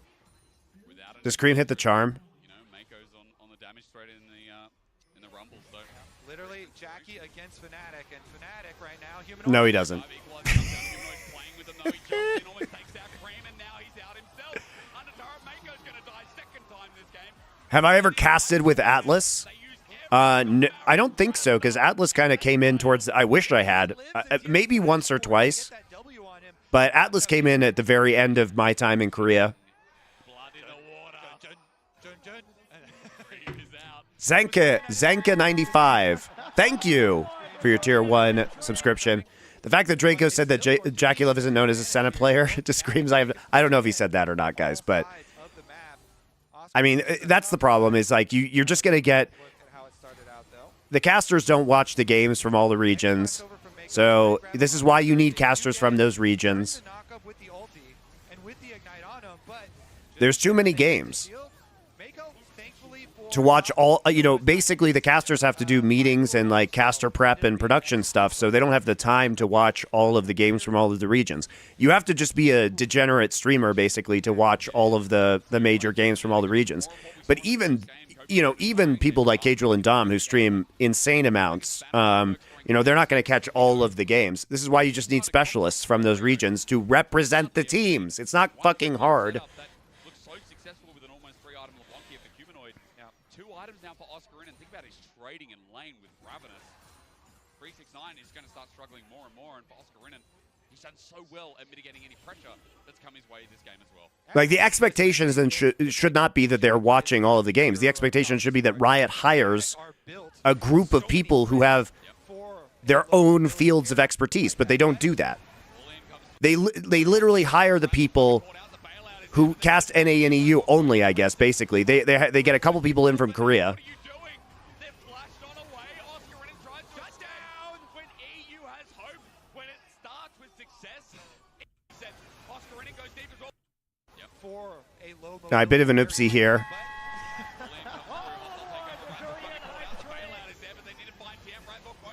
Wow, Zanka95, 20 community gift subs. Holy shit, thank you very much.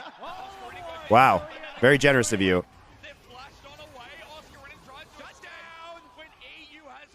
It will go to improving stream quality and editing VODs for my YouTube. Esports answering that bit of aggression, defending their own jungle. I want to see the beginning of it again and how Razork actually gets kind of locked down there. Let's see, because, I guess they are accelerating towards the Muramana for Jackie. They popped his shield off. Then he went for the stun. The flash of Jackie. Yeah, Razork ulted in. Yeah, Razork went a little bit too deep there, guys. So the problem here is that Razork, he gets the stun, but then he decides to flash ult in, and that's a little bit too much because Tien still has the Crescent Guard to front line. Tien immediately went in. He survives because he has the flash of Jackie. Yeah, Razork ulted in, but Jackie has already flashed the game distance, and then they got the pincer here. Tien immediately went in. He survives because he has the Xin Zhao ultimate. Yeah, nice teleport reaction there from 369 too. Overextension from Razork. Little bit too aggressive there. Punish you. So as much of a lead as Fnatic will be, Thank you, Zanka95. It was very nice of you. And this is why, again, to quote what Emily's been talking about, the mid-game macro, if you look at only classes alone, All right, so now, again, guys, I don't think, going back to Champ Select, I don't think this is really like a 1v1-3-1 style of composition. You apply pressure and then collapse into the enemy jungle. So you do apply pressure with your solo laners, but you're gonna use your Razork, Noah, Jun core of 3 to do invades. This is what you want to do. Yes. Get deep vision control, set up for picks. Yes, yes, yes. The shocks clip that put it down. I don't know, maybe you who just brought it up. Well, you literally said What's my opinion on the MSI visuals? Like, I think it looks like I don't like the like blow it like washed out lava lamp look. I'm not a fan. close to transforming for Muramana to have his true 3-item power slide. On the top side, TN but Oscar easily able to evade. Not going to step up too far. And basically top are still looking for you defend your jungle and you try and wait for another one of these opportunities where someone steps a little bit too far forward because they have the lead, then you punish. So if you can close the door, if you can punish on someone who oversteps, then you can kind of work your way back into it. But they don't really get to be the ones being the first movers because Fnatic still retains such a good split pushing advantage here. And they can get the move first again. Yeah. Whenever you push up a side lane like this, like the pseudo vision of the minions, I mean it's not even pseudo, it's real vision until the minions die. But Yeah, them pushing up in the lanes and your enemies having to go catch those is kind of like them dealing with housework while you get to go have fun and set up for your objective first. Even you minions were just like. All right, Chemtech Soul, pretty not ideal for Fnatic, but you take what you can get. Peeking around, reality of his damage shown there as well. Proof in the pudding while 369 comes on in. I mean, Good vision. You only need Viego to take this. Otherwise, you're going to try and set up for a pick here, get some damage down. Cream should not be separated. Cream should not be separated. jumps in, does good damage, does double. Cream should not be separated from his team. It's too dangerous. You just get free poke. Runs in with the rest of the team. Oh my god, huge hostile takeover. They just face check. This man on this pick is huge, but they haven't done the damage. Equalizer out while 369 gets to the back line. But a little bit here as Jackie Love runs in with the rest of the team. The hostile takeover though. Huge plays by Jun this game. Another mischarm onto Humanoid. 369 goes back in, but they actually knock him up with Callista ult here. And easy focus. Now they have Viego resets. Very nicely done by Fnatic. It's a good game by them. Did I watch T1 versus Fly already? Yeah, I did. So a few things. You can go to my YouTube channel and you could rewind the live stream if you want to watch that analysis now. Or there'll be an edited version of it out later today, the highlights. So whatever you want to do. Or you can watch the Twitch VOD later. I'm multi-streaming. I'm a multi-streamer now, guys. Yes, because then you have 369 goes in and the Rumble ult goes down, but the rest of the team kind of backing up. Look at this. Humanoid backed out of the brush. Jun stays in. He gets a massive one. And then even with TN popping up his ulti there and them trying to go backwards, 369 in, so they get over the other side of the Rumble ultimate. And Fnatic with that kill, grab the dragon. That will be sole point for them. W-adding player gold diffed. Yeah, that is good. They added the LEC. I wish it was on every broadcast too. I agree.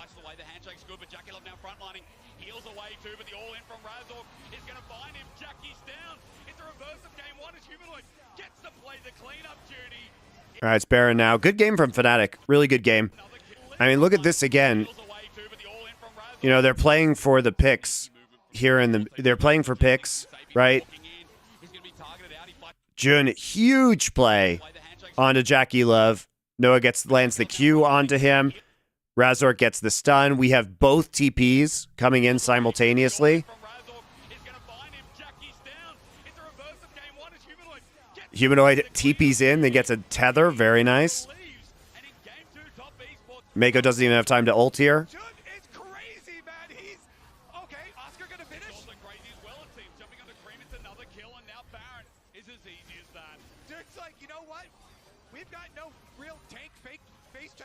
Dude, Jun's handshakes are crazy. I watched him in the LEC playoffs as well, and his like flash handshake plays on Renata are next level, man. He like doesn't fucking miss. Yeah, this guy is so good at Renata.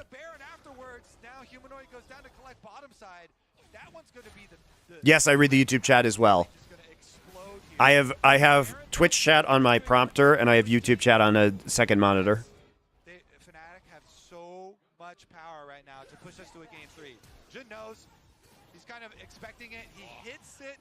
Oh my, it's just so good. He popping the spell shield, landing the handshake as he exits. With the rest of the Fnatic there, they immediately teleport on his play. Humanoid follows it up. They got the chain. They got the chase down. This series is really delivering. It really is.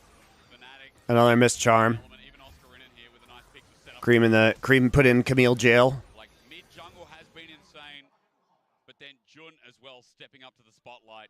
Noah's had a bit of a quiet one because of the laning phase, but you've still got that Renata, and the value's there. So much more over Mako's Rumble that is 2 levels behind it. Yeah, it's okay for right now because, like you're saying, Jun, Humanoid, Oscar. This guy just plays so aggressively with Renata Glask. It's so nice to see. All that's left with this Baron buff to close in on all 3 lanes. Yeah. Humanoid working the last minion wave towards mid, while this 3. Obviously, guys, the exception to what I said earlier is once you have Baron buff, you actually can 1-3-1 because your lower range on your 3 group doesn't matter so much because you have this, right? So you can actually still siege and play back.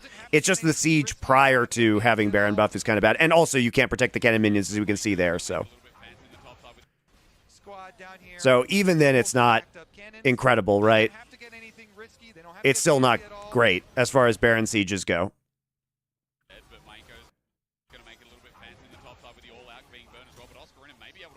That's super dangerous, actually. The all-out makes him so squishy versus the Camille. Nice flash. Oscar plays as well. Nice, nice, nice. He's 2 levels up. I guess he was technically a level up there, but he had level 3 ult.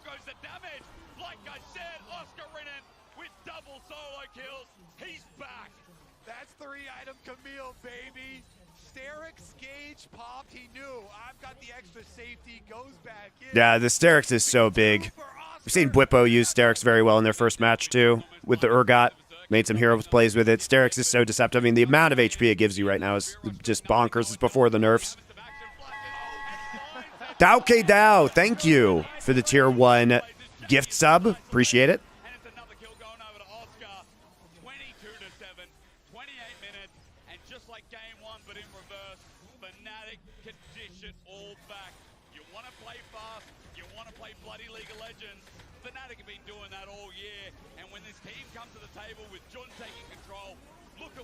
Airplane money for this month. Thank you.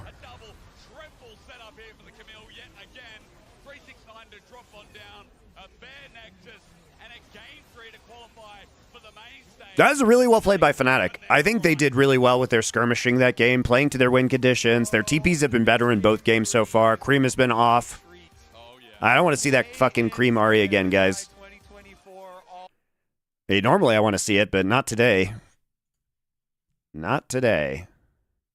All right, last game of the day, guys. I have to go pee real quick. I'll be back.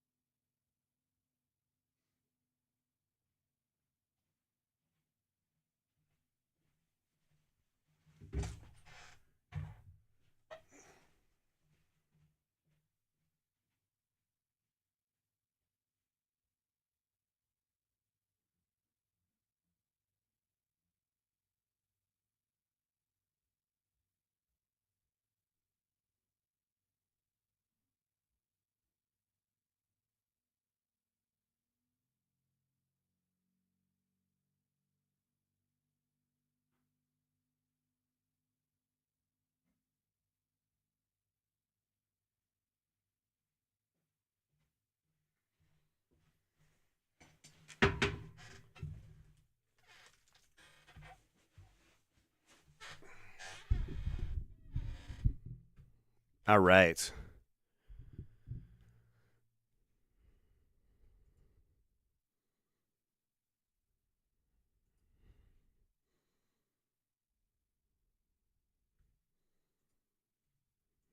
Is also gapping. The early game was insane. The setup for this top lane was insane. And now the top esports with the loss have opted in for blue side. We have to see Into game 3. Oh, they're going to ban LeBlanc. I think this is smart. You feel like you have some, I think, flexibility in bans here if you're top esports. Like, what has actually been threatening to you? Yeah, because Jackie is. You're going to ban the Lucian, Senna, and Draven, though, the typical Jackie love bans. So they're going to first pick the Varus this time. All right, Maokai and Tristana. So Cream has been historically a pretty good Tristana player. They're going to bring back Cream's Tristana. You were talking previously about Cream's champ pool. Like Cream basically kind of his like player arc was, you know, melee champs into Tristana into like more standard control mages like Azir. Then they're really going to have long-standing issues. They Xayah Rakan. Not going to go for LeBlanc obviously this time. So we're just going to leave Nautilus up. We should ban Nautilus here. Yeah, okay. Fnatic should absolutely ban Nautilus here. Volibear ban probably for top. Take away the Rumble. Yeah, Rumble's just too dangerous to let through because this could be another Varus Rumble lane, right? Which was very oppressive. Like, they really struggled with the 2v2, and 369 is an insane top lane Rumble too. So the Rumble ban, I love the not Rumble bans here from Fnatic. Taking out the Rumble as well, I like that. Volley? Viego. Okay. Just get the tank. Okay. Yeah, he's done enough. Just get the tank now. So we're R5ing top lane. Put some more faith into Oscar. Oscar deserves your Cassante. Just take Cassante here, right? Varus Ashe. Oh god, it's happening again. Cassante. Renekton. Renekton has been banned in previous games.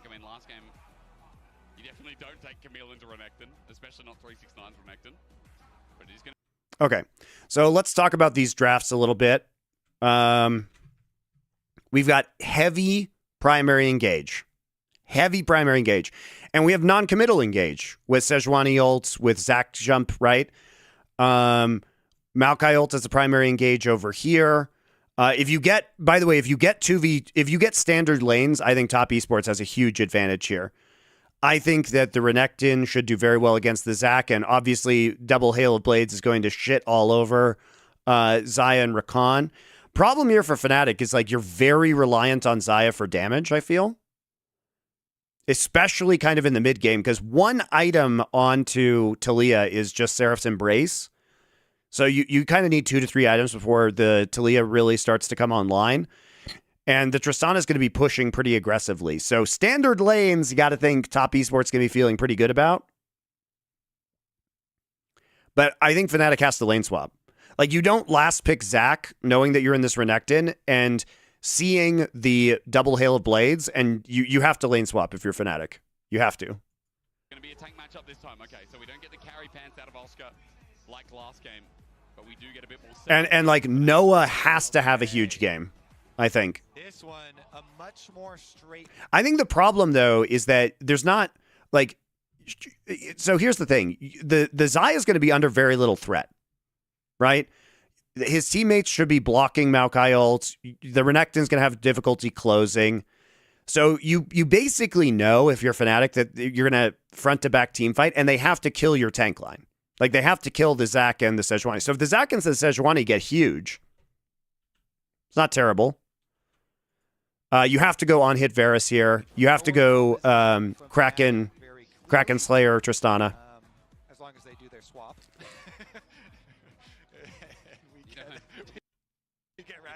You get outranged by Trist, Varus, and Ashe. Yeah, but you have a big tank line. And that should allow the Xayah to free fire pretty effectively. Something went up and they passed the timer and they're like, oh no, we're stuck with it. Can't swap those. Yeah, you're stuck with it. Varus, Tristana, hard outdamage Fnatic comp. This is true. They will rip the tanks faster than top. Or basically, Fnatic can't rip tanks as fast as top can. Noah to actually have a good phase here for Noah to have some money, because the Xayah is gonna There is huge tank busting with on-hit Varus and a Kraken Slayer Tristana. to put in the last one.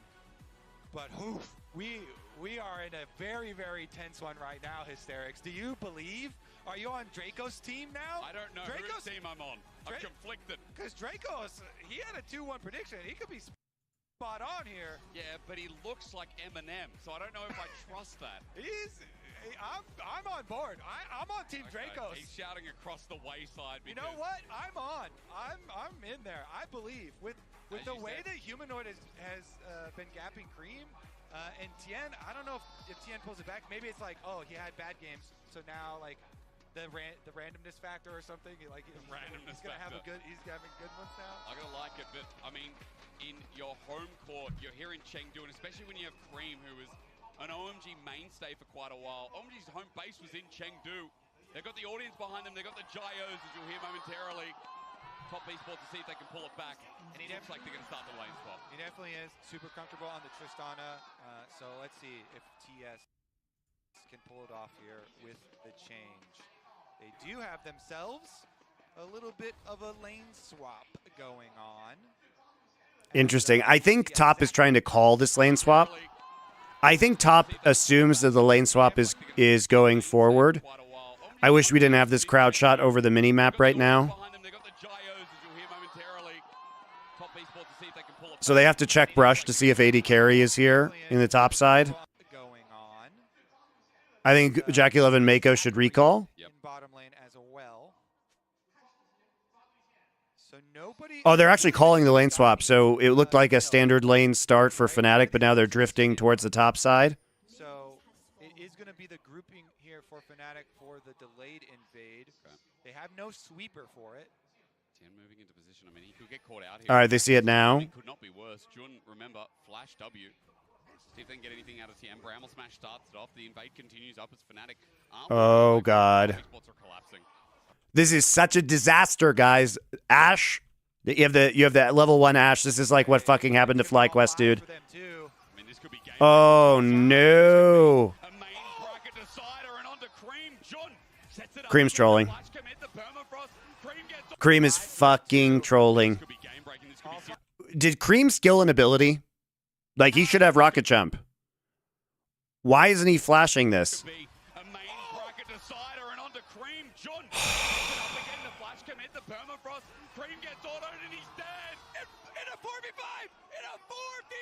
His jump got canceled. Fnatic aren't walking away from this, but top esports are collapsing. Okay, it's going to be all 5 for them, too. I mean, this could be game breaking. This could be series breaking. This could be. Yeah, his jump got canceled, but he should have flashed. He W'd really late. He failed the buffer. Yeah, that's tragic. That is tragic.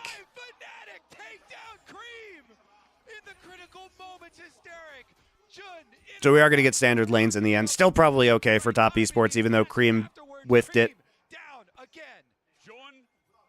Yeah, Cream shouldn't have been. Oh, God. It just. Ugh. Yeah, he's not having a good day, guys. I said pray to him outside of Humanoid, and as they walk through, Razork has skirted vision. Will be starting on this bottom side Krugs, and he's unknown right now. I think that should have been a hard top win. Credit to Jun, though. I mean, credit to Fnatic for collapsing on the flank really quickly. Cream should not have been there. He actually just can't do anything from that position in the first place. So Razork has level 2. Razork went, what, Raptors? Oh, no, Razork actually just goes straight Krugs. Now, Jackie and Mako do have summoner spell advantage here, so I think, yeah, just go back to your own side here right now. Noah and Jun, sustaining the poke damage, but also using their flashes to get the first blood means it'll be way too dangerous. Yeah, the thing is that now that you use flash here and here, it's going to be even harder to play this lane against Jackie Love and Mako. So you get first blood, but it goes on to Jun.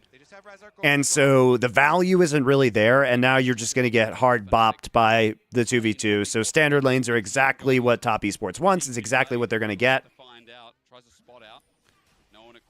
It's really bad, I think. They now have Hawkshot. They hit level 2, so they're able to track Razork. The punish here in bot side could be absolutely severe. So even though Cream died, it actually was not worth it to kill Cream, in my opinion. We'll see how it plays out, but it feels really bad right now. Razork also is behind in the jungle. He's behind one camp. Razork gets forced out of his own jungle. Wolf's now here for the taking. Yeah, big stuff from TN because he was able And now basically Noah and Jun have to play ultra scared for the rest of the laning phase. TN's got the smite secure inside the brush. Able to get the blue buff, which translates into a Such a good read by 369 just to start harassing after pushing here too. Because right now TN still hovering around mid, and he's going to go over a ward on his exit. I guess maybe just crabbing back. Razork here, trade on the other side for top grab. The 369 giving information away on the red buff. Do you think this bot matchup favors Xayah Rakan? Oh, fuck no, dude. Jackie Love doesn't even actually have Hail Blades. I just noticed that. He has Lethal Tempo instead, so he's going more for the late game. But, like, you know, if it was T1, they both would have Hail of Blades. Yeah, very fun saying. And Fnatic EDG against Mako, by the way, that did the same thing. It'd be so huge if they could do it here today. Yeah, they actually can't lane. It's fucking over. Bot lane's fucking over. Good thing they got a kill onto Jun, though. Oscar's one hit away, and 369 lucky to be alive, but Oscar is feeling it all of a sudden. Oscar had to TP top, though, earlier because he was in the bot side because Fnatic was trying to lane swap. So, you know, he doesn't get the kill, but 369...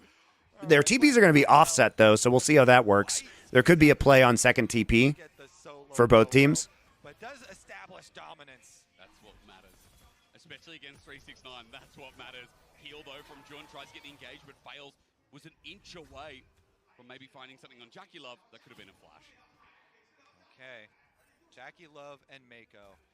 They have been the consistent ones for top esports. They have been the hope for top esports. They are certainly that right now. Bottom side has plenty of defensive wards as well, so they're quite safe while they're pushing up. Even though Razork brings his own control ward and drops it here, bottom lane will know. He's looping all the way around though, and that's not going to see him. That's not going to see him either. Again, if they can shut down bot, the most successful part of top esports, Fnatic will have such a big gameplay. They can't actually get the kill here because they have heal, cleanse, and 2 flashes. No shot. Fnatic in the long run, considering nothing else has come of it. And this is something Jackie and Mako do a lot too. They have so much confidence to outplay 3v2s when they do have summoner spell advantages. They always try and do as much as they can for their team. And it's definitely going to be necessary. Maybe they thought in case of lane swap they didn't want Hail of Blades Varus. No, I think they knew they were going to win lane so hard even without Hail of Blades with Ashe Varus that they just didn't care. And they wanted the lethal tempo later because if Oscarinin and Razork get really huge on Zach Sejuani, it's just more useful for tank busting in the late game. So I think it's more of a hedging issue. Is it a bait? I don't know, because the Weaver's Wall from Humanoid follows up, but he's on the wrong side of it. Jackie Love. I mean, he's going Interesting. So Humanoid comes through, but he doesn't actually go on the other side of the wall to get the kill? Like, can't he just... Oh, he's worried about Cream. All right, he can't do this. He would die.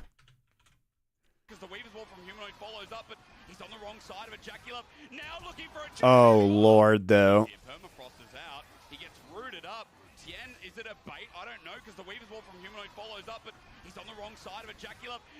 He just hits him with the Q, then he flashes forward for the auto onto Sejuani. Oh, no, it's a disaster! I do understand why he didn't go on the other side of that. Like, it looks bad in the end, because if he had gone on the other side, he would have traded 1-for-1 instead of just dying and not getting a kill back. But Cream was already on the way, and there was a lot of danger there, I think, if he jumped on the other side of the wall. Quite enough damage, even with Humanoid ulting in on the Talia. Tien escapes over the wall. He's able to heal up with the passive as well. He survives. I think that's like a hindsight is 2020 analysis. And Mako each grabbing one. Tien getting that one over the side as well. And that is exactly what top esports needs. My wife just misheard you say Jackie Love as Ejacula, and now I wish that was his real name. Yes, he's the ejaculating vampire, Ejacula.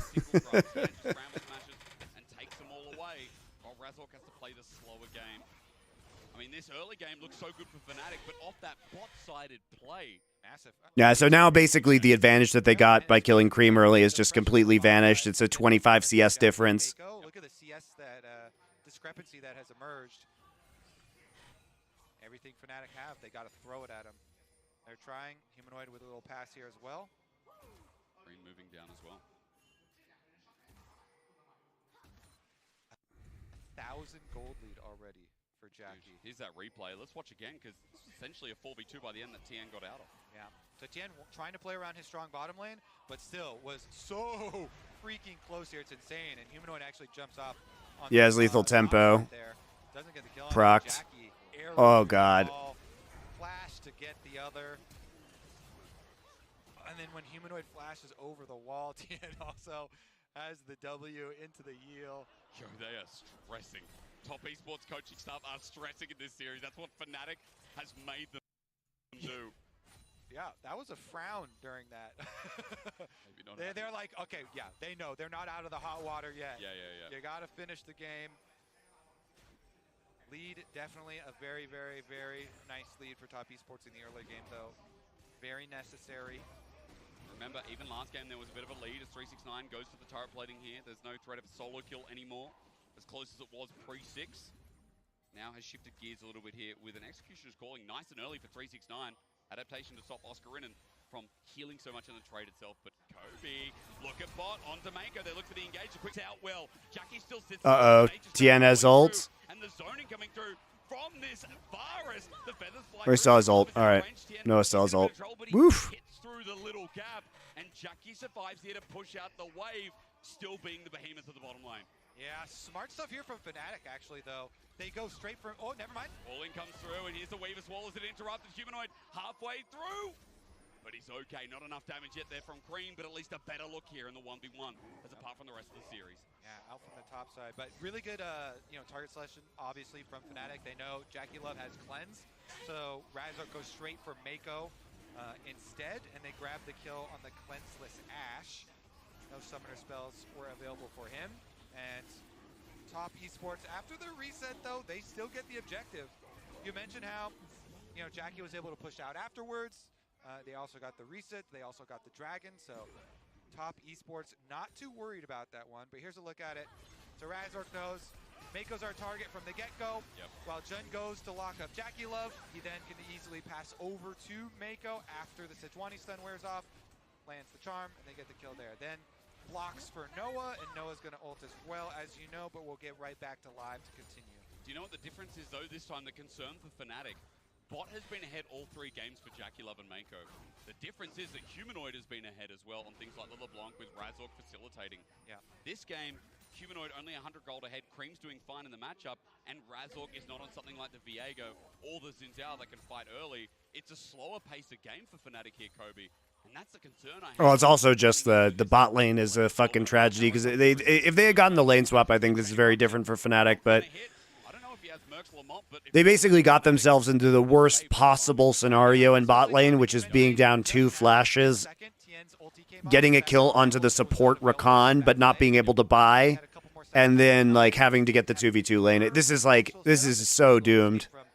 From Jun and Noah, and now they're going to go for TN. TN has to go in, twisted advances there, but the Glacial Prison comes through. Flash from Humanoid to get the seismic shove. Good pace from Noah to help pick up the kill with the rest of Fnatic moving in. And TN, they can't bail him out of that one. Maokai down. Fnatic from Humanoid to get the seismic shove. Good. Maokai is so squishy early too. TN being here is criminal. So that Maokai ultimate was not available for that play. Yep. They have Maokai ult and he has flash, but he doesn't need to be in the river right now. And as soon as Cream backs off, he needs to drop to bot side. Cream had a W out, so you can't be there. And now, bigger than the cashback that you get. Quickness though, flash away, Mako's out of there. Double flash though. June actually got 2 flashes.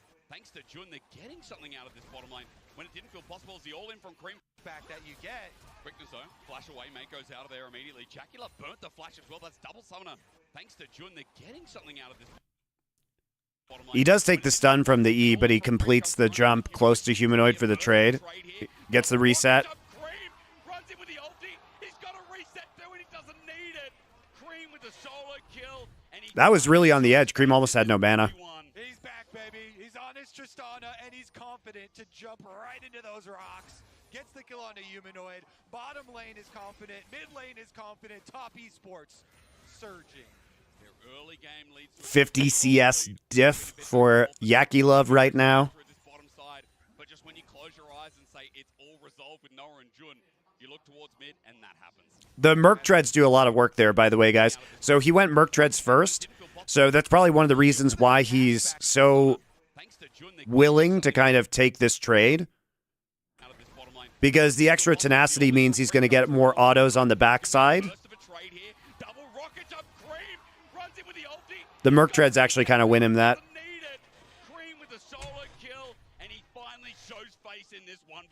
He's back, baby. He's on his Tristana, and he's confident to jump right into those rocks. Gets the kill on a Humanoid. Bottom lane is confident. Mid lane is confident. Top esports surging. Their early game leads to a 2K gold lead. It's been a bit back and forth. Fnatic have tried to be resilient through this bottom side. But just when you close your eyes and say it's all resolved with Noah and Jun, you look towards mid and that happens. All right, Razork finds 369, or should I say 369 finds Razork. Cream has TP up though. Both Humanoid and Cream have TP. TP'd in the mid lane. 369 already is harassing. Maokai's in the bot side. Maokai's ulting. How long can Fnatic survive? The feathers can come out and a cleanse as well. They buy time. Here's Humanoid, but he jumps in the back line as TN looks at this engage. Cream just gets free plates. As he flashes through, Jun hits him on the edge, but Yakilov and Mako coming in the arrow through the goalpost. Noah and Jun get out and they all disengage. Slippery stuff there from Jin, able to avoid the Ash arrow coming through. That would have been the last of it. That timing as well would have... It's not really worth, though, because, like, basically Fnatic is having to triage here because they already gave up 3 Void Grubs. And this is one of those things, guys, about the change to Void Grubs that's really huge, is that if the enemy team gets 3 Void Grubs first, you almost have to commit to getting the next 3 Void Grubs. Like, previously, you know, you could just get 2, right, and then leave 1 up and not worry about it. But now that 4 give you the Void Might stack, it really is important to actually take the next 3. So in this case, like, they just lose plates because the play, you know, the jungler's committed here. Whoops. Where's my pen? There we go. The jungler's committed here. Cream just TP'd and is pushing up into the mid lane. Humanoid did not TP, but he used wall to get into bot side because top esports jungler is bot side threatening the dive, right? So this is a scenario where, unfortunately, like, Razork just has to commit for a very long time to killing the grubs, all 3 of them, and so now it was like a plate or 2 free in the mid lane and a pressure advantage for top esports. But here's another look at the solo bolo. Right timing. Yeah, exactly. So again, when he goes for the seismic shove, Cream's confident, it's fine. All gets done. Clear up the minion wave as it is right up next to the tower. The use of W early, by the way, Cream reads this really well because he just all-ins when he knows he's going to dodge the W. Because, again, he has Merc Tread, so he's not really afraid of getting stunned by the E. The Merc Treads are really key here, I think. Merc Treads first. Perfectly done with his ultimate plus the auto there. Gets the kill. Everybody loves it when it's a Krispy Kreme, don't they? I mean, this guy has finally made internationals, had a long time on OMG, had some suspicious plays on OMG as well. LPL goats know what I'm talking about. Let's remember the Kaiser game. But here, as he moves to top side, maybe it's a little bit early to talk about, but he seems okay for the time being. Just launched on, again, by Oscarinen, who's absorbing pressure. While this Tristana... So now we're moving our bot lane to mid. We're moving our Tristana into a favorable ranged matchup versus the Zac to get some more pressure down. So you can provide pressure here and then try and fight for Herald now. Did they ban LeBlanc? Yes, they did, which was smart.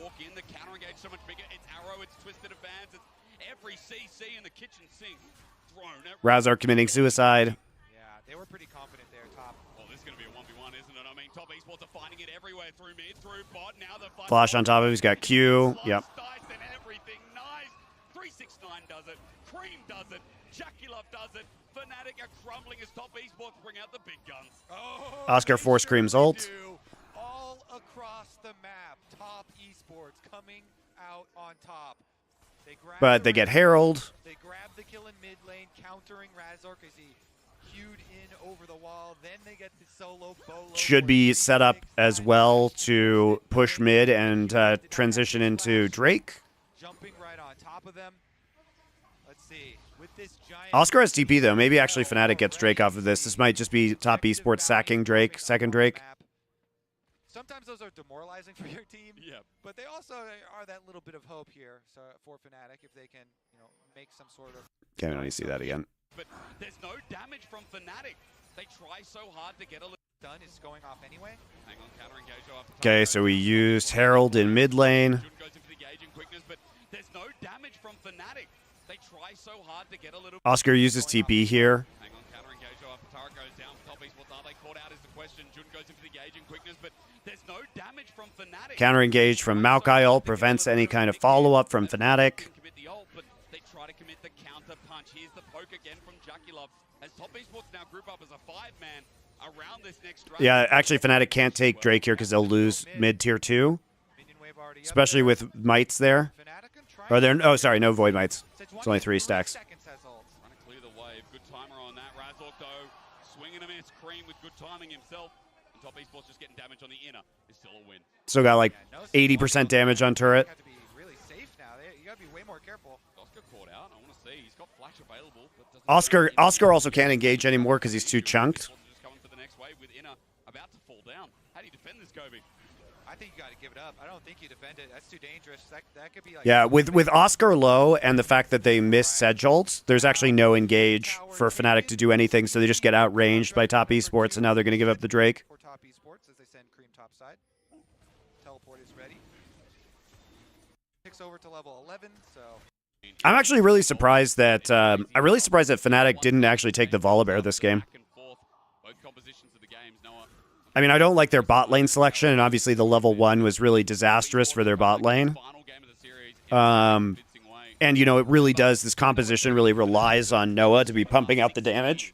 Against the LPL in best of an international. They still have another I mean, it feels bad no matter what, but I'm just surprised that they didn't, after the success they had with the skirmishing composition in the last game, I feel like maybe the Volibear would be good here. Will still be a qualification match, and remember they already beat Gam, and for Loud they The 80 carry bans really seem to have hurt Fnatic. I mean, they banned 3 ADCs. They banned, Senna, Draven, Lucian. And then Kalista was banned by top esports, so the first pick Varus, I think really took the wind out of Fnatic's sails. Towards bottom tower, rotate through jungle. Okay, a play. Razork though, swinging a miss, but it's 369 side steps in the dominance. He absorbs all the pressure. He takes a while to die, slice and dice eventually does though. With the Yeah, you're behind enemy lines now, though. It's just going to be a shooting gallery for this Varus. They're all dead. It's reset city for Tristana, too. Jesus Christ. Oh, Ashe just there to provide volleys. They're all dead. Mako now joins in as well. This Ashe is taking on the Talia mid. Mako in a 1v1. Flashes off the W. Mako's back, baby. I don't care that he dies. The fact that he takes that shot. Cream actually doesn't kill the Rakan. And Cream. Yeah, it's over, guys. It's so over. Holy shit. Reset there. Now he's got a bounty on top of his head. Top esports should be able to push out both mid and bottom in the aftermath of that one, but it's still getting fun, still getting aggressive. Fnatic, even when they try and force these plays, they go for the side lane pick. They use everything to kill 369. They use Zac ult there as well. Noah kind of panic ults, actually. And so Cream has an angle here where I don't think he's going to get hit by the... Maybe he will get hit by the feather pullback now. But doesn't even get that opportunity, really. Then he's able to get his reset W over the wall. Finish off the other one. And then you see Mako, as you were mentioning, heading down here with his Ashe going toe-to-toe with a humanoid. If it wasn't for the Seraph's Embrace shield pop, would have had the damage finished off, but then Cream comes over, he's like, all right, thank you for the hard work. Just right-clicks him. 2 autos. Dead. A moment, to be quite honest. Mako again back. An international is nice to see, especially with Jackie Love. This bottom lane was all the rage talking about today. against Fnatic. This bottom lane has made Fnatic rage. This 2v2, and especially Jackie Love has been so consistent here in this series. Never thought you'd hear me say that, would you? As Cream just auto-attacks Oscarin down. Look at this Tristana.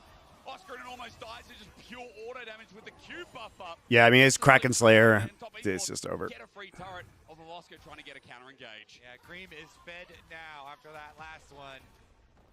Really have to give respect to the Trist. Range increasing every single level, closing in on his quick blades. Let's see here though, for Fnatic.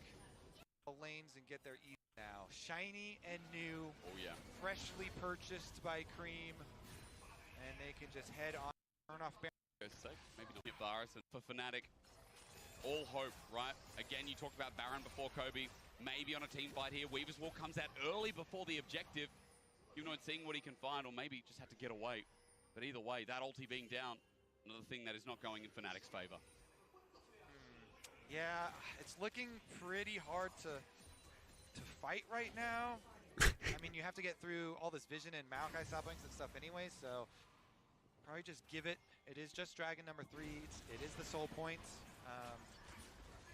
Try and draw. Hey, I have a question for you guys. How is it possible that at MSI, Kobe can cast 2 best of 3s in a day, so, 4 to 6 games, but at LCS, casters can't cast 5 best of 1s in a day? Maybe Fnatic gotta get real crafty. That's weird. Do you think being in China gives him some special powers where he can cast more games in a day? To whip up something here.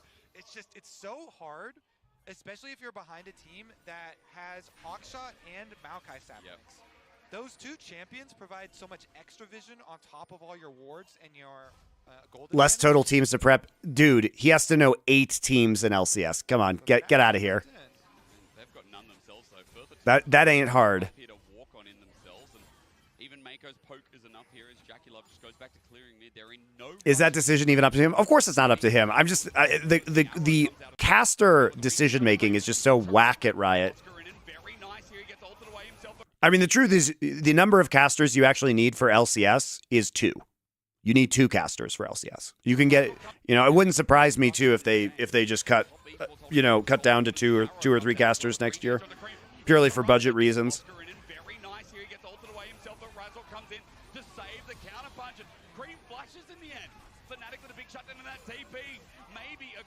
But wait, did it get cancelled? Yeah, Humanoid did. 369 cancelled by Humanoid. I think that was a mistake. I think Fnatic with a big shutdown in that team. Uh-oh, he canceled the TP. He canceled the TP, but then he got himself into a little trouble. I think 369 flashed off of the E. I think he flashed off of the E and then just all in.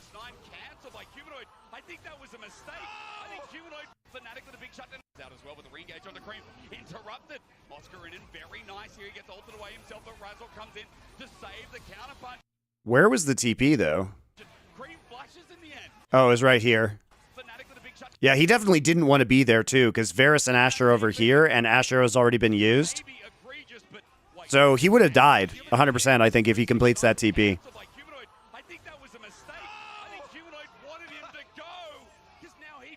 Rip. The thing is, Humanoid was not looking at where the TP was coming in on the top side. He couldn't have seen, that's just unfortunate. But Humanoid, he can't be expected to know, that would have been a fail TP. We'll have to look at the replay to look at where the spots were. But if he matched the teleport and teleported to Fnatic, who are in a pretty concentrated spot after killing Cream off of this, another time, this was overextension by Cream too. They didn't have the deep vision or the jungle control to actually make this play that deep. And it's really dangerous too, because if you die there, you can just give up Baron. Another time, of interrupting the rocket jump. So let's take a look here. They got their kill on Cream. They had some time. Oh, we're not going to see that because Fnatic is here. Why didn't Fnatic go Baron? It's really hard in the moment. It is true, very true. To make that decision of going look at the game state at the end of this play. If you're behind a team that has Hawkshot, Contemplating, thinking, and gonna start trying to Oh, because Cream TPs. He doesn't TP. What the fuck? Definitely, but it depends on perspective. It does. You're right. We've had a couple of Chemtech Soul Weaver's Wall comes out Yeah, it is just in here, but maybe not Fanatics. We're getting caught out. Where is it? On cooldown. Poke. Sorry, I'm looking for it, guys. I mean, you have to try. Fnatic, it's so. Poke is enough here. He gets ulted away himself, but Razzle comes in. All right, here we go. Counter punch and Cream flashes in the end. Fnatic with a big shutdown in that TP. Maybe. So there's no TP, right? Humanoid goes down. But we're just recalling. Now, you know they don't have Maokai ult. You know they don't have Ashe ult. You have full HP. Like, Oscarinin has TP. He can actually just TP. He can recall, get to full HP, and TP back. I think you go Baron here if you're Fnatic.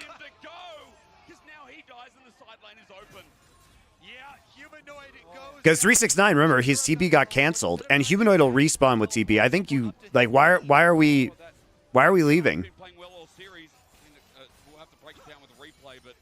Yeah, we'll have to look at the replay to look at where the spots were. But if he matched the teleport and teleported to Fnatic, who are in, I think you at least try Baron there. I don't see another win condition for Fnatic. another time, of interrupting the rocket jump. So let's take a look here. They got their kill on Cream. They had some time. Oh yeah. Well, it's really hard in the moment. It is true, very true. To make that decision of going like, oh yeah, channel instead or go. Yeah, I think you absolutely try to Baron there. And you're right, it is really hard in the moment, you know. Because otherwise you just lose this game 100%. So why not? I don't think there's going to be a better scenario for Fnatic to potentially win the game than just Baroning. And at least killing the Tristana is a big point. It's still a 7. Is here. Tien is in. To advance. Nora immediately. The arrow doesn't get cleansed. Okay, now we just waited for all their ults to come back up and 369 to be there so they can kill us. He's taken the whole of Fnatic on. He says, come at me. Crocodile fever again. God, Tristana wasn't even there and they lose. Is maybe not so lucky. The piercing arrow comes out of the quiver of Oscar and doesn't re-engage. Top esports, remember, base Ocean Soul stats, or rather, Ocean Dragon. Gonna heal them up a little bit. Now to look at the Baron. Yeah, look how much damage they have. Even though they didn't kill Razork, they know he was down to 10% and he would have to go back to Fountain to heal. So they're trying to burn through it with the double 80 carry. You need a miracle still here, Oscar, and maybe if you can jump on in, but against the Smite, how hard is it? With Bramble Smash as well, they jump over instead onto Mako. Baron goes down, and Top esports hopes are being through with the double 80 carry. You need a miracle still here, Oscar, and maybe if you can jump on in. But 369 on the flank here. Okay, they force Mako's flash, but he gets on top of Noah, then just W stuns him. Noah then has to use ult. Doesn't die. Still has to use flash, though. It's over now. He's getting resets and feeling spicy. He wants revenge for the topside play. And now with Tien jumping into the backside, Top esports are close to giving to him with all four. And then get both. It's just too free at this point. Man, I wish they had at least like tried to go for that Baron. Like, they probably don't get it, but I think even just trying it is probably the play, because now you just waited for this shit and the game's over. Won't be able to follow up on the fight. Looking worse than before. It's looking hard. Fnatic found a couple of picks, but now that Baron's down, now that Dragon's coming up in 35 seconds. I mean, you have no vision. You have Sapling's advantage. You have these hawk shots. They're like so annoying. The approaches to the objectives. So now we go for the we're gonna fight for the Ocean Salt. Man, you just had to do that Baron. You had to try that Baron earlier, because every one of these other plays is a lower percentage play. Huge Maokai ult.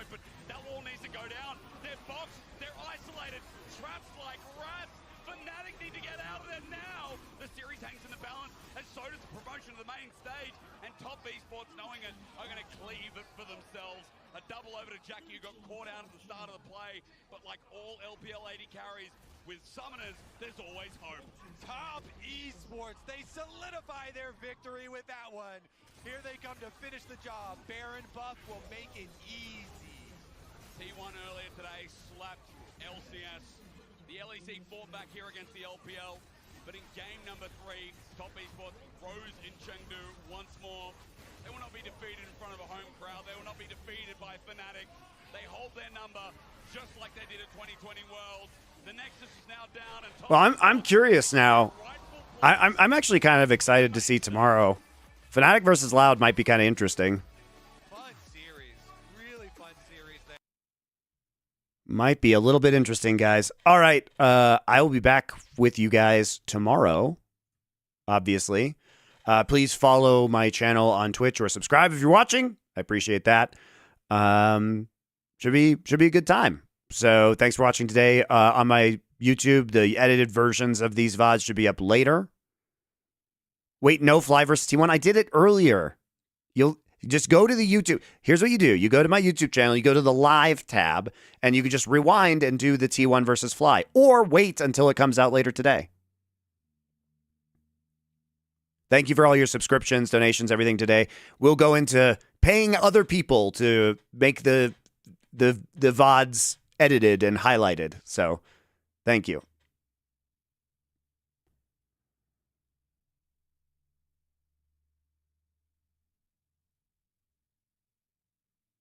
So, I will see you guys tomorrow. Same time.